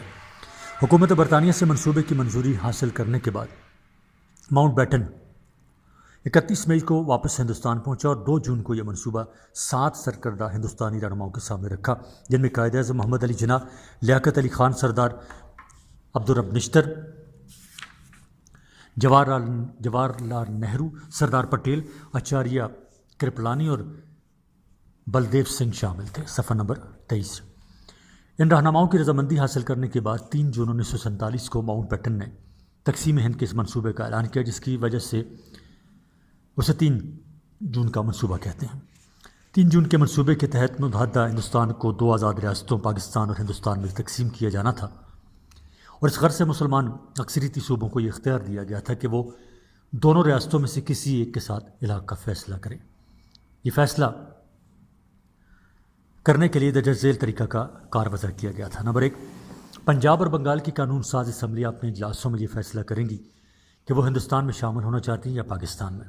اگر ان کا فیصلہ پاکستان کے حق میں ہوتا ہے تو صورت میں دونوں صوبائی اسمبلیوں میں شامل مسلم اکثریتی اضلاع اور غیر مسلم اکثریتی اضلاع کے نمائندے اپنے الگ الگ اجلاسوں میں یہ فیصلہ کریں گے کہ آیا صوبے کو تقسیم کر دیا جائے یا نہیں۔ اگر دونوں میں سے کوئی ایک حصہ بھی سادہ اکثریت کی بنیاد پر تقسیم کے حق میں فیصلہ دے تو صوبے کو مسلم اکثریتی اضلاع اور غیر مسلم اکثریتی اضلاع میں تقسیم کر دیا جائے۔ صفحہ نمبر 23 جاری ہے۔ دوسرا نقطہ یہ تھا، اگر بنگال کی اسمبلی صوبے کو تقسیم کرنے کے حق میں فیصلہ کرے تو آسام کے مسلم اکثریتی علاقے سلہٹ میں استصواب رائے یعنی ریفرنڈم کرایا جائے، جس میں وہاں کے لوگ فیصلہ کریں گے کہ وہ آسام کا حصہ رہنا چاہتے ہیں یا پھر مشرقی بنگال کے مسلمان اکثریتی صوبے میں شامل ہونا چاہتے ہیں۔ 3، سندھ کی صوبائی اسمبلی کا اراکین یہ فیصلہ کریں گے کہ وہ موجودہ دستور ساز اسمبلی یعنی بھارت کا حصہ بننا چاہتے ہیں یا نئی دستور ساز اسمبلی یعنی پاکستان میں شامل ہونا چاہتے ہیں۔ 4، صوبہ خیبر پختونخوا، اس وقت اس کو صوبہ سرحد کہتے تھے، صوبہ سرحد میں استصواب رائے کے ذریعے وہاں کے عوام فیصلہ کریں گے کہ وہ ہندوستان میں شامل ہونا چاہتے ہیں یا پاکستان میں۔ 5، بلوچستان میں شاہی جرگہ کے ارکان اور کوئٹہ میونسپلٹی کے غیر سرکاری اراکین کو یہ حق دیا جائے گا کہ وہ فیصلہ کریں کہ وہ پاکستان میں شامل ہونا چاہتے ہیں یا ہندوستان میں۔ صفحہ نمبر 24۔ 6، پنجاب اور بنگال میں تقسیم کے حق میں فیصلہ ہونے کی صورت میں دونوں صوبوں کے لیے الگ الگ حد بندی کمیشن مقرر کیے جائیں گے تاکہ مسلم اور غیر مسلم اکثریتی ضلعوں کے درمیان سرحدوں کا تعین کریں۔ 7، شاہی ریاستوں کے حکمران اپنی رعایا کی مرضی اور جغرافیائی حالات کو مد نظر رکھ کر پاکستان یا بھارت میں سے کسی ایک کے ساتھ علاقہ کرنے کا فیصلہ کریں گے۔ 3 جون کے منصوبے میں ہندوستان کی تقسیم اور پاکستان کے قیام کا مطالبہ حتمی طور پر منظور کر لیا گیا تھا۔ طریقہ کار کے مطابق پنجاب اور بنگال میں صوبوں کی تقسیم کے حق میں فیصلہ ہوا اور مغربی پنجاب اور مشرقی بنگال کے علاقے پاکستان کا حصہ بنے۔ سندھ کی اسمبلی نے اکثریتی ووٹ کے ذریعے پاکستان میں شامل ہونے کا فیصلہ کیا۔ صوبہ سرحد میں عوام نے ریفرنڈم میں پاکستان کے ساتھ الحاق کے حق میں ووٹ دیا۔ بلوچستان میں بھی وضع کردہ طریقہ کار کے مطابق فیصلہ پاکستان کے حق میں ہوا۔ اس دوران برطانوی پارلیمنٹ نے آزادی ہند کا قانون 1947 منظور کیا، جس میں کہا گیا تھا کہ اقتدار 2 آزاد ریاستوں ہندوستان اور پاکستان کو منتقل کر دیا جائے گا۔ چنانچہ پاکستان ایک طویل اور صبر آزما جد و جہد کے بعد مسلمانوں کی بے شمار قربانیوں کے نتیجے میں 14 اگست 1947 کو معرض وجود میں آیا۔ 15 اگست کو قائد اعظم نے پاکستان کے پہلے گورنر جنرل کی حیثیت سے حلف اٹھایا۔ صفحہ نمبر 25 اور صفحہ نمبر 25 پر اس باب کی مشق ہے، پہلے باب کی۔ میں صرف سوالات پڑھوں گا، خالی جگہ آئیں گی تو خالی جگہ پڑھوں گا، آپ کو حل کر کے نہیں دوں گا، کیونکہ جب تک آپ خود اس سبق کو غور سے توجہ سے نہیں سنیں گے تو آپ پرچے میں بھی سوالات کو حل کرنے میں آپ کو مشکل ہوگی۔ اس لیے صرف مشقات جتنی ہیں، مشقیں جتنی بھی ہیں، ان کے سوالات پڑھے جائیں گے، خالی جگہ پر نہیں کی جائیں گی، وہ آپ نے اپنے ذہن سے خود پر کر دی ہیں۔ جب آپ اچھی طریقے سے سبق کو ذہن نشین کریں گے تو مشقی سوالات کو حل کرنا آپ کے لیے کوئی مشکل نہیں ہوگا۔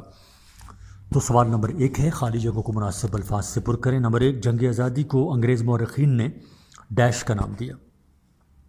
2، مسلم لیگ کے قیام کی تجویز ڈیش نے پیش کی تھی۔ 3، قطب الدین ایبک نے جس حکومت کی بنیاد رکھی اسے ڈیش کہا جاتا ہے۔ 4، شملہ وفد نے 1906 میں وائسرائے ڈیش سے ملاقات کی۔ 5، مسلمانوں نے 22 دسمبر 1939 کا دن ڈیش کے طور پر منایا۔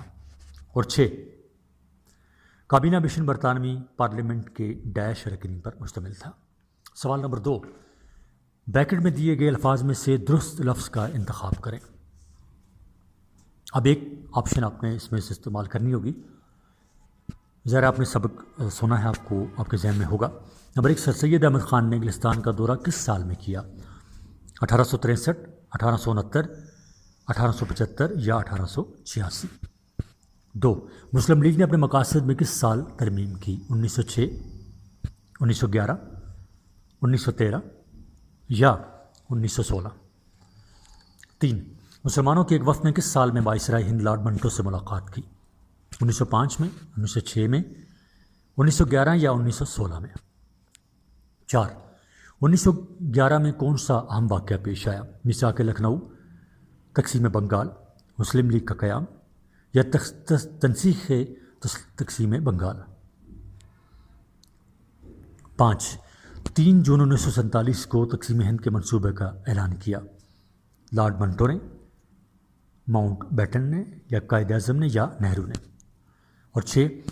انڈین نیشنل کانگریس کا بانی کون تھا؟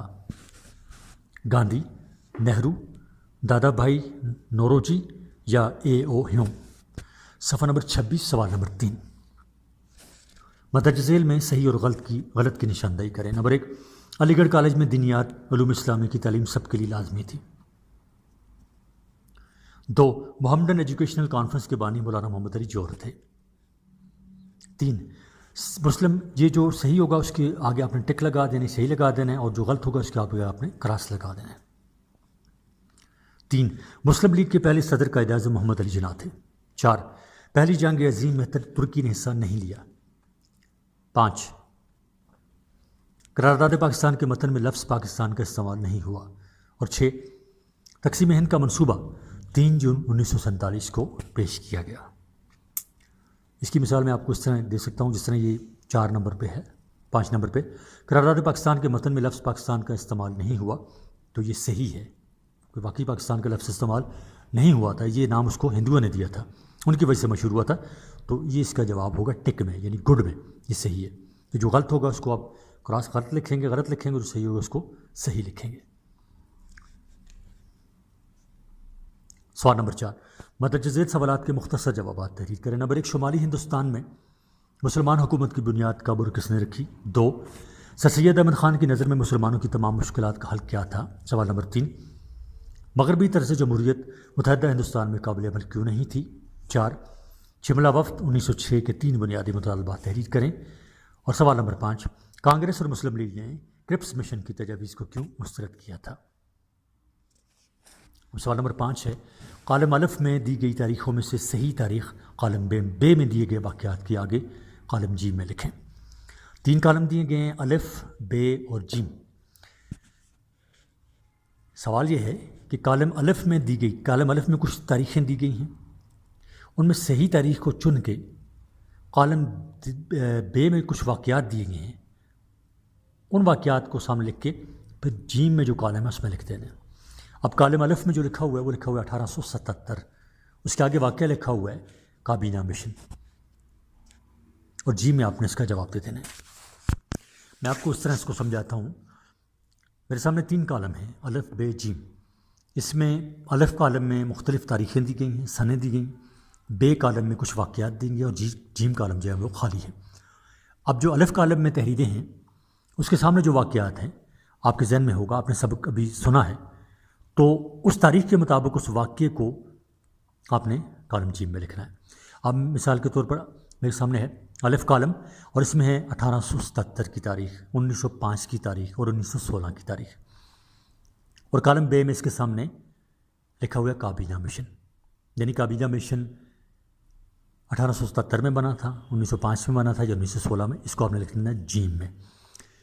پھر ہے جی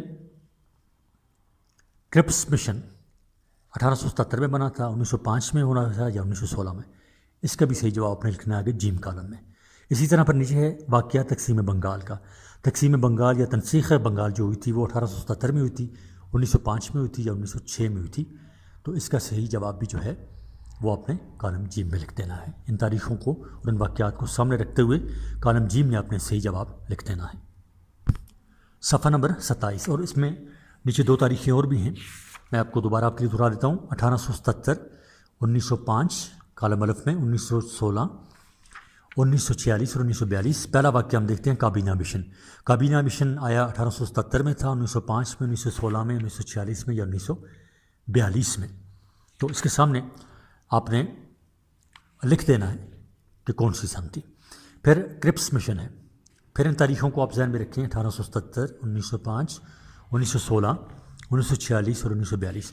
کرپس مشن کب بنا اس کی تاریخ آپ نے پھر آگے جیم کالم میں لکھ دینی ہے. اسی طرح تقسیم بنگال کب ہوئی ان تاریخوں کے اندر، اور پھر میثاق لکھنؤ کب ہوا ان تاریخوں کے اندر. تاریخیں ہیں 1877، 1905، 1916، 1946 اور 1942. اور علی گڑھ کالج کا قیام ان تاریخوں میں کس تاریخ کس سن کے اندر ہوا، تو وہ آپ نے کالم جیم میں لکھ دینا ہے. سوال نمبر 6، نظریہ سے کیا مراد ہے؟ نظریہ قوموں کی زندگی پر کس طرح اثر انداز ہوتا ہے؟ 7، دو قومی نظریے کا ارتقاء کیسے ہوا؟ جنوبی ایشیا پر اس کے کیا اثرات مرتب ہوئے؟ 8، کیا میں پاکستان کے سلسلے میں تحریک علی گڑھ نے کیا کردار ادا کیا؟ 9، تحریک خلافت کا تفصیلی جائزہ لے کر بتائیں کہ مسلمانان ہند پر اس کا کیا اثر ہوا؟ سوال نمبر 10، کرپس مشن اور کابینہ مشن کی تجاویز کا تقابلی جائزہ لیں۔ آپ کے خیال میں کون سی تجاویز مسلمانان ہند کے لیے بہتر تھیں؟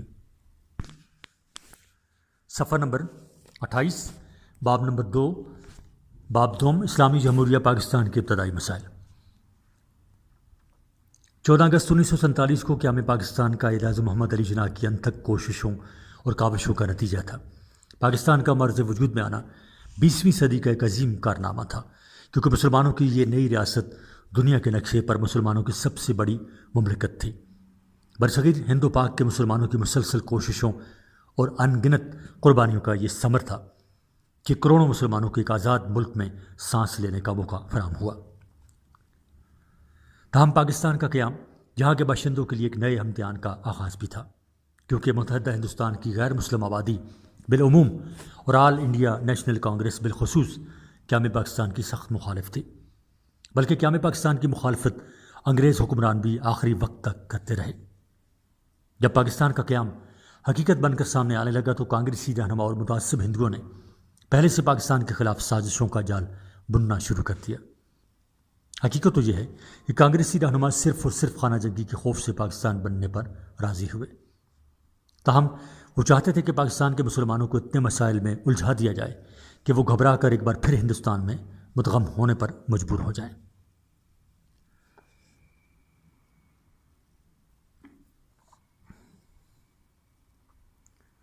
انہی ارادوں کے تحت انہوں نے مسلمانوں کی اس نوزائیدہ مملکت کے لیے مسائل کا انبار کھڑا کر دیا۔ کچھ مسائل پاکستان کو ورثے میں ملے، لیکن ہندوستان نے ان مسائل کو مزید گمبھیر بنا دیا۔ پاکستان کو ابتدائی دنوں میں جن مسائل کا سامنا کرنا پڑا وہ درج ذیل ہیں۔ ریڈ کلف ایوارڈ، قانون آزادی ہند 1947 یعنی دی انڈین انڈیپینڈنس ایکٹ 1947 کے مطابق پنجاب اور بنگال کی تقسیم اور حد بندی کے لیے 2 حد بندی کمیشنوں یعنی باؤنڈری کمیشنز کا قیام عمل میں لایا گیا۔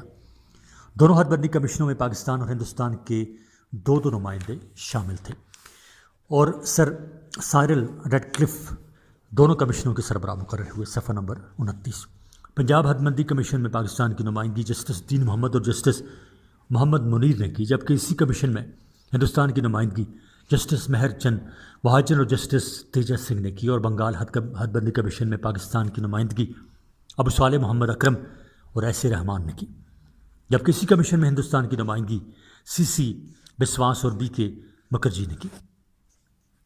صفحہ نمبر 29 جاری ہے۔ ریڈ کلف بحیثیت سربراہ حد بندی کمیشن یہ اختیار رکھتا تھا کہ ممبران کے درمیان اختلاف کی صورت میں آخری فیصلہ وہ خود کرے۔ سرحدوں کا تعین کرتے وقت جب ممبران کے درمیان اتفاق رائے نہ ہو سکا تو ریڈ کلف نے اپنا اختیار استعمال کرتے ہوئے پاکستان کے خلاف فیصلہ صادر کر دیا۔ سرحدی کمیشن کے وہ فیصلے جو پاکستان کے مفادات کے خلاف کیے گئے وہ مندرجہ ذیل ہیں۔ ضلع گرداسپور مسلم اکثریت والا علاقہ تھا، لیکن اس کو ہندوستان میں شامل کر دیا گیا۔ پٹھان کوٹ جو کہ ضلع گرداسپور کی واحد ہندو اکثریت والی تحصیل تھی، جغرافیائی لحاظ سے بہت اہم تھی، مشرقی پنجاب میں اس کی شمولیت سے ہندوستان کو کشمیر تک پہنچنے کا راستہ مل گیا۔ اگر پورے ضلع کی آبادی کا سادہ اصول سامنے رکھا جاتا تو اس لحاظ سے گرداسپور بما تحصیل پٹھان کوٹ مغربی پنجاب کا حصہ بن جاتا، لیکن پٹھان کوٹ کی ہندو اکثریت والی آبادی کا بہانہ بنا کر یہ تحصیل ہندوستان کے حوالے کر دی گئی، اور اس طرح یہ علاقہ ہندوستان کو دے کر امرتسر بھی ان کے حوالے کر دیا گیا۔ ضلع گرداسپور کی تحصیل بٹالہ کی آبادی 70% مسلمانوں پر مشتمل تھی اور پاکستان کے ساتھ جغرافیائی لحاظ سے بھی ملی ہوئی تھی، اور ضلع کی عیسائی آبادی اور مخصوص طبقے یعنی شیڈیولڈ کاسٹس بھی پاکستان میں شامل ہونا چاہتے تھے، لیکن انگریزوں اور ہندوؤں کے گٹھ جوڑ نے پاکستان کو ان علاقوں سے محروم کر دیا۔ فیروز پور اور زیرہ کی تحصیلیں بھی متنازع تھیں۔ جسٹس مریر ان تمام متنازع علاقوں پر بحث چاہتے تھے، لیکن ریڈ کلف نے ان سے کہا کہ فیروز پور اور زیرہ پر بحث لا حاصل ہے، کیونکہ ان تحصیلوں کا فیصلہ پہلے ہی پاکستان کے حق میں ہو چکا ہے۔ تاہم یہی تحصیلیں بعد میں ہندوستان کے حوالے کر دی گئیں۔ ان حقائق کا اظہار پنجاب حد بندی کمیشن کے مسلمان ارکان نے بعد میں مختلف اوقات میں کیا۔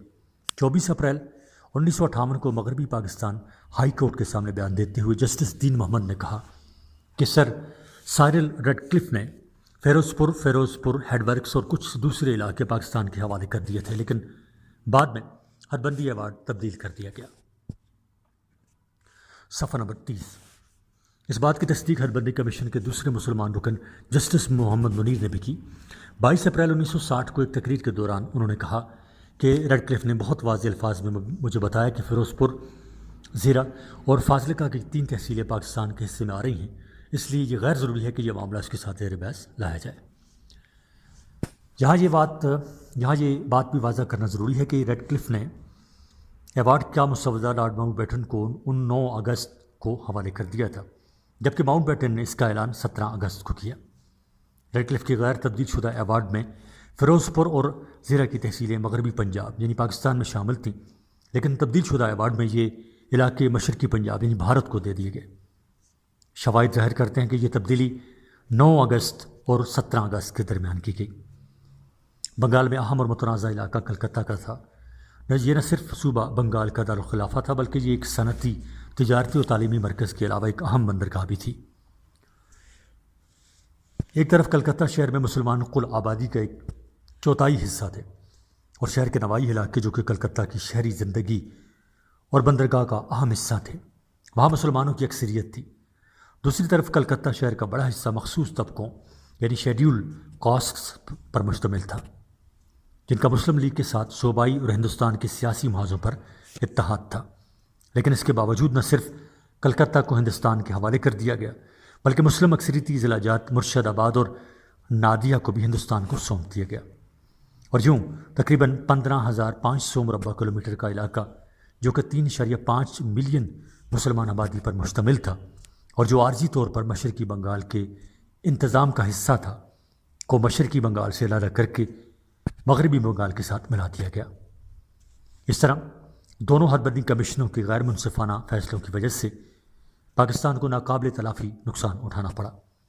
اس کا اظہار 30 اکتوبر 1947 کو قائد اعظم نے یوں کیا: ہم ایک بہت گہری اور سوچی سمجھی سازش کا شکار ہوئے جس نے دیانت، بہادری اور عزت کے تمام اصول بالائے طاق رکھ دیے۔ صفحہ نمبر 31 پر وہ علاقے جو ہندوستان کے پاس چلے گئے ان کا نقشہ ہے، ایک تصویری خاکہ ہے۔ علامات وہ علاقے جن پر ہندوستان نے زبردستی قبضہ کیا، یہ تصویری خاکہ۔ ہم چلتے ہیں صفحہ نمبر 32 پر۔ انتظامی امور کا مسئلہ۔ لارڈ ماؤنٹ بیٹن کی ہندوستان آمد اور 3 جون منصوبے کے اعلان کے درمیان تقریباً 2.5 ماہ کا عرصہ گزرا۔ ان چند مہینوں میں پاکستان کے بنانے اور ہندوستان کے تقسیم کرنے کا فیصلہ کیا گیا۔ ایک اندازے کے مطابق یہ جلد بازی انگریزوں اور ہندوؤں کی ملی بھگت تھی۔ ان کا خیال تھا کہ ایسے حالات میں پاکستان کا قیام غیر پائیدار ثابت ہوگا اور جلد ہی پاکستان گوناگوں مسائل تلے دب کر ختم ہو جائے گا۔ جب تقسیم ہند کے منصوبے کا اعلان ہوا تو جو علاقے پاکستان کے حصے میں آئے وہ کم ترقی یافتہ اور پسماندہ تھے، اور اس نوزائیدہ مملکت پاکستان کے پاس ملک چلانے کے لیے ایک موزوں دارالخلافہ تک موجود نہیں تھا۔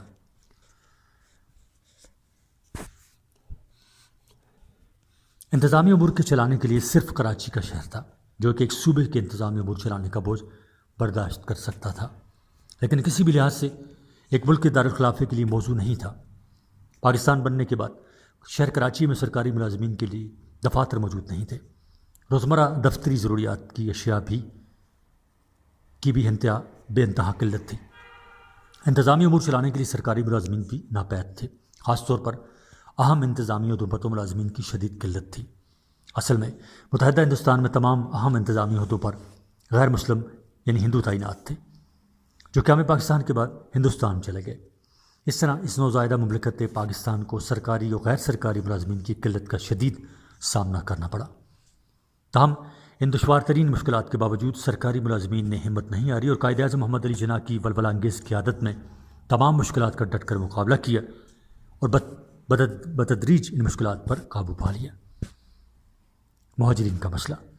تقسیم ہندوستان کے منصوبے کے خد و خال واضح ہونے کے ساتھ ہندوستان کے مسلمان اقلیتی صوبوں میں مسلمانوں کا ایک سوچے سمجھے منصوبے کے تحت قتل عام شروع کر دیا گیا۔ ان حالات میں ہندوستان کے مسلمانوں کے پاس پاکستان کی طرف ہجرت کے سوا اور کوئی چارہ کار نہ تھا۔ چنانچہ لاکھوں کی تعداد میں مہاجرین پاکستان کی طرف آنا شروع ہوئے۔ ان میں اکثریت ایسے لوگوں کی تھی جو صرف تن پر لباس لیے پاکستان پہنچے۔ ان میں بے شمار افراد اپنے عزیزوں اور رشتہ داروں کی قربانیاں دے کر آئے تھے۔ صفحہ نمبر 33 یعنی 33۔ ان کو نہ صرف سر چھپانے اور روزگار کی ضرورت تھی بلکہ ان کو نفسیاتی دباؤ سے نکالنے کی بے شد ضرورت تھی۔ ان مہاجرین کی آباد کاری پاکستان جیسے ملک کے لیے ایک بہت بڑا چیلنج تھا، تاہم پاکستان کے باسیوں نے بڑے حوصلے اور ہمت سے اس چیلنج کا سامنا کیا۔ مہاجرین کی دیکھ بھال کی غرض سے قائد اعظم بذات خود لاہور تشریف لے گئے اور مہاجرین کا حوصلہ بلند کیا اور ان کی آباد کاری کی نگرانی کی۔ اثاثوں کی تقسیم ہندوستان کے منصوبے کے تحت متحدہ ہندوستان کے اثاثوں کی تقسیم پاکستان اور بھارت کے درمیان طے پائی تھی۔ باہمی بات چیت کے ذریعے نقد اثاثوں میں پاکستان کا حصہ 750 ملین روپے قرار پایا۔ جامع پاکستان کے بعد بھارت شروع میں رقم کی ادائیگی میں ٹال مٹول سے کام لیتا رہا، لیکن کچھ عرصے بعد 200 ملین روپے پاکستان کو ادا کر دیے گئے۔ یہ پاکستان کے قیام کے ابتدائی دن تھے اور پاکستان کو رقم کی سخت ضرورت تھی۔ ان حالات میں مہاتما گاندھی نے بھارتی حکومت پر دباؤ ڈالا کہ وہ پاکستان کا جائز حق ادا کر دے۔ اگرچہ پنڈت نہرو اور سردار پٹیل نے گاندھی کو ٹالنے کی کوشش کی، تاہم وہ اپنی بات پر اڑے رہے اور اس وقت تک مرن بھرت یعنی تادم مرگ بھوک ہڑتال ختم کرنے پر تیار نہ ہوئے جب تک بھارتی حکومت نے پاکستان کو اپنا حصہ ادا نہ کیا۔ تاہم بھارت نے 50 ملین روپے پاکستان کے حصے سے یہ کہہ کر روک دیے کہ پاکستان کے ذمے کچھ بقایا جات رہتے ہیں جو کہ اس رقم سے منہا کیے جائیں گے۔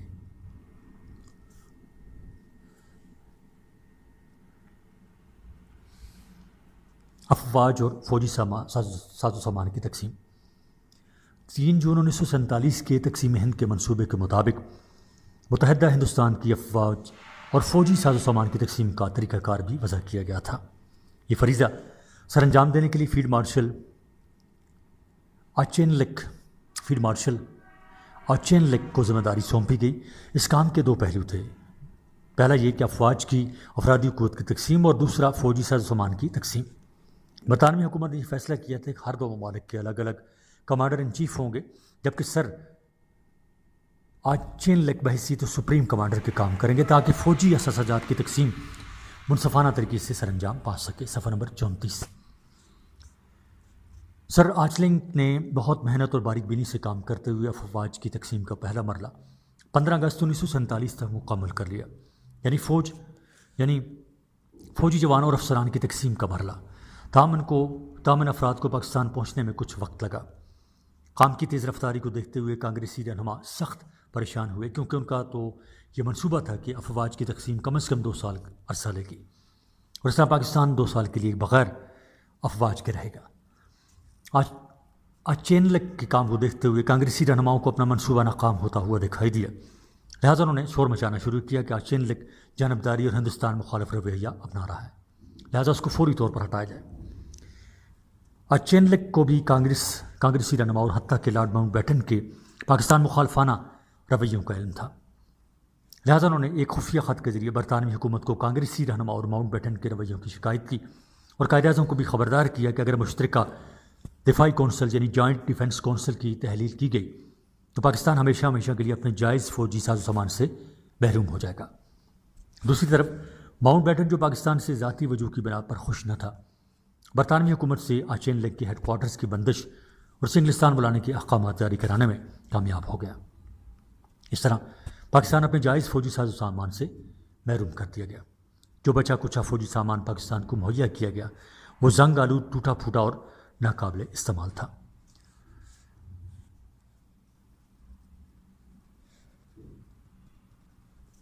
نہری پانی کا مسئلہ بھی ریڈ کلف ایوارڈ کی وجہ سے پیدا ہوا۔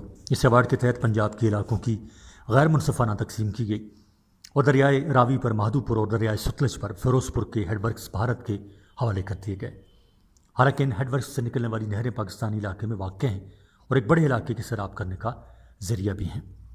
1 اپریل 1948 کو بغیر پیشگی اطلاع دیے بھارت نے پاکستان کی طرف آنے والا پانی بند کر دیا اور مطالبہ کیا کہ پاکستان اس پانی کی قیمت ادا کرے۔ پنجاب کی زرخیز زمینوں کے لیے پانی آب حیات کا درجہ رکھتا ہے، لہذا پاکستان کا ایک وفد ہنگامی بنیادوں پر دہلی پہنچا اور عارضی طور پر بھارت کے ساتھ ان کی شرائط کے مطابق پانی کی ترسیل کے لیے معاہدہ کر لیا۔ چونکہ بھارت پنجاب کی سرزمین کو بنجر صحرا میں تبدیل کر کے پاکستان کو ناقابل تلافی نقصان پہنچانا چاہتا تھا، لہذا اس مسئلے کے مستقل بنیادوں پر حل کے لیے پاکستان نے اقوام متحدہ میں درخواست دائر کر دی۔ عالمی بینک برائے ترقی و تعمیر نو یعنی international bank for reconstruction and development کے صدر نے اپنی خدمات مسئلے کے حل کے لیے پیش کر دیں، جس کو دونوں ممالک نے 1952 میں قبول کر لیا۔ مذاکرات کی رفتار کافی سست رہی اور بالآخر 19 سپتمبر 1960 کو 2 معاہدوں پر بھارت کے وزیر اعظم پنڈت جواہر لال نہرو اور پاکستان کے صدر فیلڈ مارشل محمد ایوب خان نے دستخط کر دیے۔ یہ 2 معاہدے سنتاس اور سن-تاس ترقیاتی فنڈ کے نام سے جانے جاتے ہیں۔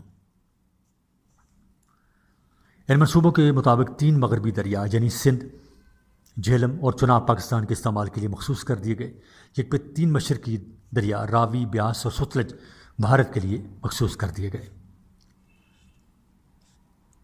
ریاستوں کے الحاق کا مسئلہ۔ تقسیم ہند کے وقت ہندوستان میں تقریباً 562 چھوٹی بڑی ریاستیں تھیں۔ قانون آزادی ہند 1947 کے مطابق ان کو اختیار دیا گیا کہ وہ پاکستان یا بھارت جس کے ساتھ چاہیں شامل ہو جائیں۔ تاہم الحاق کا فیصلہ کرتے وقت والیان ریاست کو مشورہ دیا گیا کہ وہ ریاست کی جغرافیائی حیثیت اور رعایا کی خواہشات اور رجحانات کو مد نظر رکھیں۔ جامع پاکستان تک ماں سوائے حیدرآباد، جوناگڑھ اور کشمیر کے تقریباً ساری ریاستیں خوش اسلوبی کے ساتھ بھارت یا پاکستان کے ساتھ الحاق کر چکی تھیں، تاہم مذکورہ ریاستیں پاکستان اور بھارت کے درمیان کشیدگی کا باعث بن گئیں۔ حیدرآباد۔ ریاست حیدرآباد ہندوستان کی عام ترین ریاستوں میں سے تھی۔ ریاست کا والی یعنی نظام مسلمان تھا، لیکن آبادی ہندو اکثریت پر مشتمل تھی۔ اپنے وسائل کو سامنے رکھتے ہوئے نظام حیدرآباد چاہتا تھا کہ وہ آزاد حیثیت سے اپنی ریاست کو برقرار رکھے اور کسی کے ساتھ الحاق نہ کرے۔ جب 3 جون منصوبے کے تحت فیصلہ ہوا تو نظام حیدرآباد نے وائسرائے لارڈ ماؤنٹ بیٹن سے استدعا کی کہ ریاست کو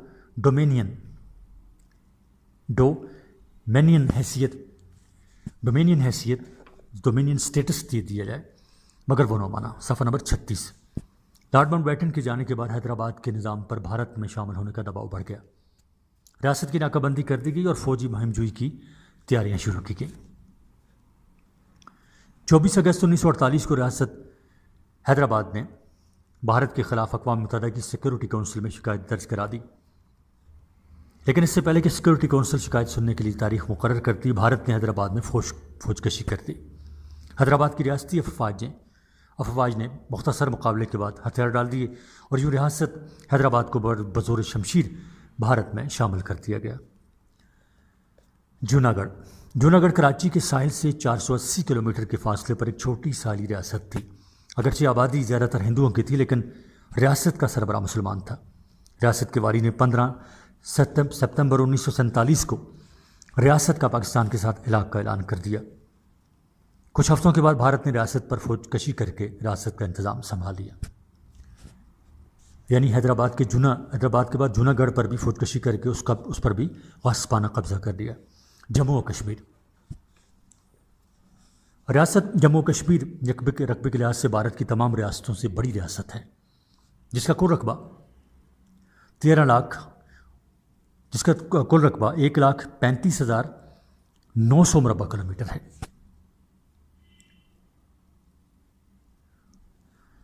اور آبادی 1941 یعنی 1941 کی مردم شماری کے مطابق 4 ملین نفوس پر 4 ملین یعنی 40 لاکھ لوگوں پر مشتمل تھی، جس میں 77% مسلمان تھے۔ جامع پاکستان کے وقت مہاراجہ ہری سنگھ چاہتا تھا کہ وہ اپنی ریاست کی آزاد حیثیت برقرار رکھ سکے، تاہم ریاست کا مستقبل ابھی واضح نہیں تھا، اس لیے مہاراجہ کسی آخری فیصلے تک دونوں ممالک یعنی پاکستان اور بھارت کے ساتھ معاہدہ جاریہ یعنی حالات کے جوں کے تو رکھنے کا معاہدہ یعنی اسٹینڈ سٹل ایگریمنٹ کرنا چاہتا تھا۔ اگرچہ پاکستان نے مہاراجا کے ساتھ اس طرح کے معاہدے پر دستخط کر دیے تھے، لیکن بھارت اس کے لیے تیار نہ ہوا۔ جب کہ پاکستان اور آزادی ہند کی باتیں ریاست پہنچنا شروع ہوئیں تو ریاستی باشندوں بالخصوص مسلمانوں میں ایک بے چینی کی کیفیت پھیل گئی۔ صفحہ نمبر 37۔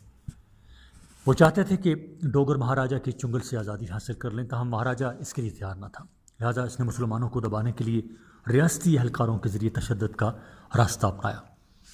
کشمیری مسلمان جو ہندو مہاراجا کی نیت سے خوب واقف تھے، مہاراجا کے ظلم کے خلاف اٹھ کھڑے ہوئے اور پہلی بار پونچھ کے مقام پر بغاوت کا آغاز کر دیا۔ اس سے ریاست کے حالات مزید خراب ہو گئے۔ جب مہاراجا کے مظالم حد سے بڑھ گئے تو صوبہ سرحد کے بہادر قبائل اپنے کشمیری بھائیوں کی مدد پر کمر بستہ ہو گئے۔ قبائلی اور کشمیری مجاہدین کی مشترکہ جد و جہد کے سامنے مہاراجا کی افواج بے بس ہو گئیں اور مہاراجا سری نگر سے جموں بھاگ گیا اور بھارت سے فوجی مدد کی اپیل کر دی۔ بھارت کی باقاعدہ افواج کے سامنے غیر تربیت یافتہ کشمیری مجاہدین اور قبائل کو لڑنا مشکل ہو گیا۔ بھارتی افواج نے کشمیر کے آزاد کیے ہوئے حصوں پر پیش قدمی شروع کر دی۔ ان حالات میں آزاد کشمیر اور پاکستانی سرحدات کے تحفظ کے لیے افواج پاکستان کو بھارتی افواج کی پیش قدمی روکنے کے لیے 1948 میں احکامات صادر کیے گئے اور یوں بھارت اور پاکستان کی افواج کا پہلی بار آمنا سامنا ہوا۔ بھارت اور پاکستان کے درمیان یہ لڑائی 1 جنوری 1949 کو اقوام متحدہ کی قرارداد کے مطابق روک دی گئی۔ بھارت جنوری 1948 میں مسئلہ کشمیر کو اقوام متحدہ کی سیکیورٹی کونسل میں پیش کر چکا تھا۔ اقوام متحدہ کی سیکیورٹی کونسل میں دونوں ممالک کے نمائندوں نے اپنے اپنے موقف پیش کیے، جس کے بعد یہ فیصلہ کیا گیا کہ کشمیر کے مستقبل کا فیصلہ وہاں کے باشندے اس تصواب رائے کے ذریعے کریں گے۔ یہ فیصلہ دونوں ممالک بھارت اور پاکستان نے تسلیم کر لیا، لیکن بعد میں بھارت ہیلے بہانے کرنے لگا اور یوں آج تک کشمیری اس تصواب رائے کے ذریعے سے اپنے مستقبل کا فیصلہ کرنے کے منتظر ہیں۔ قائد اعظم کا تصور پاکستان، صفحہ نمبر 37 جاری ہے۔ کیا پاکستان کے بعد اس نوزائیدہ مسلمان مملکت کے بارے میں ملک کے سیاسی، مذہبی اور دانشور طبقات میں مختلف تصورات پائے جاتے تھے، تاہم بانی پاکستان نے مختلف اوقات میں اپنا تصور بہت واضح الفاظ میں بیان کیا۔ سب سے عام اور واضح الفاظ انہوں نے 11 اگست 1947 کو پاکستان کی دستور ساز اسمبلی سے خطاب کرتے ہوئے ادا کیے۔ انہوں نے فرمایا، صفحہ نمبر 38، انہوں نے فرمایا اگر تم مل جل کر کام کرو اور ماضی کو بھلا دو اور پرانے جھگڑے دفن کر دو تو کامیابی تمہارا مقدر ہوگی۔ اگر تم اپنے ماضی کو تبدیل کر دو اور ایک جذبے کے ساتھ مل جل کر کام کرو تو اس سے کوئی فرق نہیں پڑتا کہ تم کس گروہ سے تعلق رکھتے ہو، تم سب سے اول، دوم اور آخر میں اس ریاست کے شہری ہو، جہاں سب کے حقوق مراعات اور ذمہ داریاں برابر ہیں۔ اگر اس جذبے کے ساتھ کام کیا جائے تو تم بے انتہا ترقی کر سکتے ہو۔ ہم اسی جذبے اور بنیادی اصول کے ساتھ آگے بڑھ رہے ہیں کہ ہم تمام اس ملک کے برابر کے شہری ہیں، خواہ تم کسی بھی مذہب، قبیلے اور قوم سے تعلق رکھتے ہو، اس کا ریاست کے کاروبار سے کوئی تعلق نہیں ہے۔ میرا خیال ہے کہ ہمیں یہی مثالی اصول اپنے مد نظر رکھنا چاہیے، تو وقت کے ساتھ تمہیں اندازہ ہو جائے گا کہ ہندو نہ رہے گا اور مسلمان نہ رہے گا، مذہبی لحاظ سے نہیں کیونکہ وہ ہر شخص کا ذاتی معاملہ ہے، لیکن سیاسی لحاظ سے بحیثیت اس ملک کے شہری کے۔ جب ہم اس تقریر پر غور کرتے ہیں تو پتہ چلتا ہے کہ یہ خیالات ایسے موقع پر ظاہر کیے گئے جب پورے برصغیر میں فرقہ وارانہ فسادات نے تمام لوگوں کو گھیرے میں لے رکھا تھا۔ لاکھوں مسلمان اور ہندو فرقہ واریت کی بھینٹ چڑھ رہے تھے۔ قائد اعظم نے فرقہ وارانہ ہم آہنگی کی بات کی اور برداشت اور مل جل کر کام کرنے کی تلقین کی۔ قائد اعظم نے یہ بھی فرمایا کہ مذہبی رواداری اور غیر مسلموں کے حقوق اسلام کی عین روح کے مطابق ہیں۔ انہوں نے مزید کہا کہ اس کی تعلیمات ہی ہمیں جمہوریت اور برابری کا درس دیتی ہیں اور انہی اصولوں کے مطابق ہم کاروبار اس ریاست چلائیں گے۔ مہاجرین کی آباد کاری۔ تقسیم ہند کے نتیجے میں فرقہ وارانہ فسادات سے تقریباً 6.5 ملین مہاجرین پاکستان میں پلانے پر مجبور ہو گئے تھے۔ اتنے بڑے مسئلے کو خوش اسلوبی کے ساتھ حل کرنا ایک کٹھن امتحان تھا۔ چونکہ مہاجرین کے سب سے زیادہ قافلے لاہور کی طرف آ رہے تھے، لہٰذا قائد اعظم اکتوبر 1947 میں وہاں خود تشریف لے گئے تاکہ مہاجرین کی آباد کاری کا جائزہ لے سکیں۔ 30 اکتوبر 1947 کو لاہور میں ایک اجتماع سے خطاب کرتے ہوئے آپ نے فرمایا، صفحہ نمبر 39، اب یہ ہم پاکستانیوں پر ذمہ داری عائد ہوتی ہے کہ وہ لاکھوں تباہ حال مہاجرین جو اپنا سب کچھ بھارت میں چھوڑ کر پاکستان آ رہے ہیں، ان کی ہر ممکن امداد کریں۔ انہیں یہ مصیبتیں اس لیے سہنا پڑیں کہ وہ مسلمان ہیں۔ آپ نے تمام شہریوں سے اپیل کی کہ وہ ان مشکل حالات میں اپنے مہاجرین بھائیوں کی ہر قسم کی مدد کریں۔ مہاجرین کے لیے قائد اعظم ریلیف فنڈ کا قیام عمل میں لایا گیا اور لوگوں سے اپیل کی گئی کہ وہ فنڈ میں دل کھول کر عطیات جمع کرائیں۔ چونکہ مہاجرین کا مسئلہ کافی پیچیدہ تھا، اس لیے لیاقت علی خان وزیر اعظم پاکستان اور بھارتی وزیر اعظم پنڈت جواہر لال نہرو نے ایک دوسرے سے ملاقات کی اور مہاجرین کے مسئلے پر گفت و شنید کی، جس کے مطابق یہ طے پایا کہ دونوں ممالک کی حکومتیں اپنے دائرہ اختیار میں اقلیتوں کے تحفظ کی ذمہ دار ہوں گی اور اکثریت کو اقلیت کے خلاف تشدد کی اجازت نہیں دی جائے گی، اور دونوں ممالک مہاجرین کی آبادکاری کے لیے ہر ممکن قدم اٹھائیں گے۔ سرکاری ملازمین کے لیے نصیحت۔ پاکستان کی آبادی قیام پاکستان کے وقت ہندوستان کی 1/4 تھی، لیکن جو مسلمان سرکاری ملازمین پاکستان کے حصے میں آئے وہ اس نسبت سے کئی گنا کم تھے۔ حقیقت تو یہ ہے کہ صرف 82 مسلمان اعلیٰ سرکاری ملازمین پاکستان کی طرف ہجرت کر کے آئے، جن میں سے صرف ایک سیکرٹری کے عہدے کا تھا اور کوئی 8 درجن جوائنٹ سیکرٹری کے عہدے کے برابر۔ اس کے برعکس نچلی سطح پر معاملہ الٹ تھا، بعض محکموں میں گنجائش سے زیادہ ملازمین تھے۔ سرکاری ملازمین نے کام شروع کیا، اگرچہ حالات ناموافق تھے، لیکن ملازمین میں جذبہ اور خلوص موجود تھا۔ وہ چاہتے تھے کہ اپنی نوزائیدہ مملکت کو جلد از جلد پاؤں پر کھڑا کر دیں، لہذا سرکاری ملازمین نے محنت اور لگن سے کام کیا۔ قائد اعظم محمد علی جناح نے ان حالات میں نہ صرف ان کا حوصلہ بڑھایا بلکہ ان کے لیے مستقبل کے راستے کا تعین بھی کیا۔ انہوں نے واضح الفاظ میں بتایا کہ سرکاری ملازمین کا رویہ حاکم کا نہیں بلکہ خادم جیسا ہونا چاہیے۔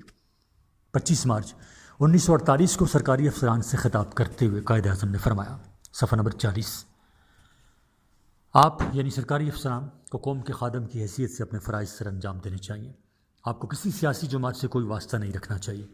کوئی بھی سیاسی جماعت برسر اقتدار آ سکتی ہے، مگر آپ کا رویہ عوام سے ایسا ہونا چاہیے کہ ان کو احساس ہو کہ آپ حکمران نہیں، آپ قوم کے خادم ہیں۔ آپ انصاف، ایمانداری اور ثابت قدمی سے اپنے فرائض سر انجام دیں۔ اگر آپ میری نصیحت پر عمل پیرا ہوں گے تو مجھے یقین ہے کہ عوام کی نگاہ میں آپ کا مقام اور مرتبہ بلند ہوگا۔ اس طرح کی نصیحتوں کا سرکاری ملازمین کی کارکردگی پر مثبت اثر پڑا۔ انہوں نے خوب محنت اور تندہی سے کام کر کے اس نوزائیدہ مملکت پاکستان کو ابتدائی مشکلات سے خوش اسلوبی سے نکال دیا۔ صوبائی اور نسلی تعصب سے گریز کرنے کی تلقین۔ اگرچہ برصغیر ہند و پاکستان کے مسلمان مختلف نسلوں، علاقوں، تہذیبوں سے تعلق رکھتے تھے، لیکن پاکستان بنانے کی جدوجہد میں 2 قومی نظریے کے پرچم کے نیچے سب متحد ہو گئے اور انہوں نے ہندوؤں اور انگریزوں کی سخت مخالفت کے باوجود پاکستان حاصل کر لیا۔ قیام پاکستان کے بعد قائد اعظم محمد علی جناح چاہتے تھے کہ اسی جذبے کو برقرار رکھا جائے اور نسلی اور صوبائی تعصبات سے دور رہا جائے، کیونکہ قائد اعظم کی نظر میں ان کی وجہ سے پاکستان کے مسلمان چھوٹے چھوٹے گروہوں میں تقسیم ہو جائیں گے۔ لہٰذا بانی پاکستان نے اس خطرے کو بھانپتے ہوئے قوم کو متوجہ فرمایا۔ آپ نے 15 جون 1948 کو فرمایا، اب ہم پاکستانی ہیں، ہم میں سے کوئی بھی بلوچی، پٹھان، سندھی، بنگالی اور پنجابی نہیں بلکہ سب پاکستانی ہیں۔ ہماری سوچ اور ہمارا عمل پاکستانی کی حیثیت سے ہونا چاہیے اور ہمیں پاکستانی ہونے پر فخر کرنا چاہیے۔ عوام میں جذبہ حب الوطنی اور یگانگت کے فروغ کے لیے قائد اعظم نے مختلف صوبوں اور علاقوں کا دورہ کیا، لوگوں کو مسائل سے آگاہ کیا اور ان میں پاکستانیت کے جذبات کو فروغ دیا۔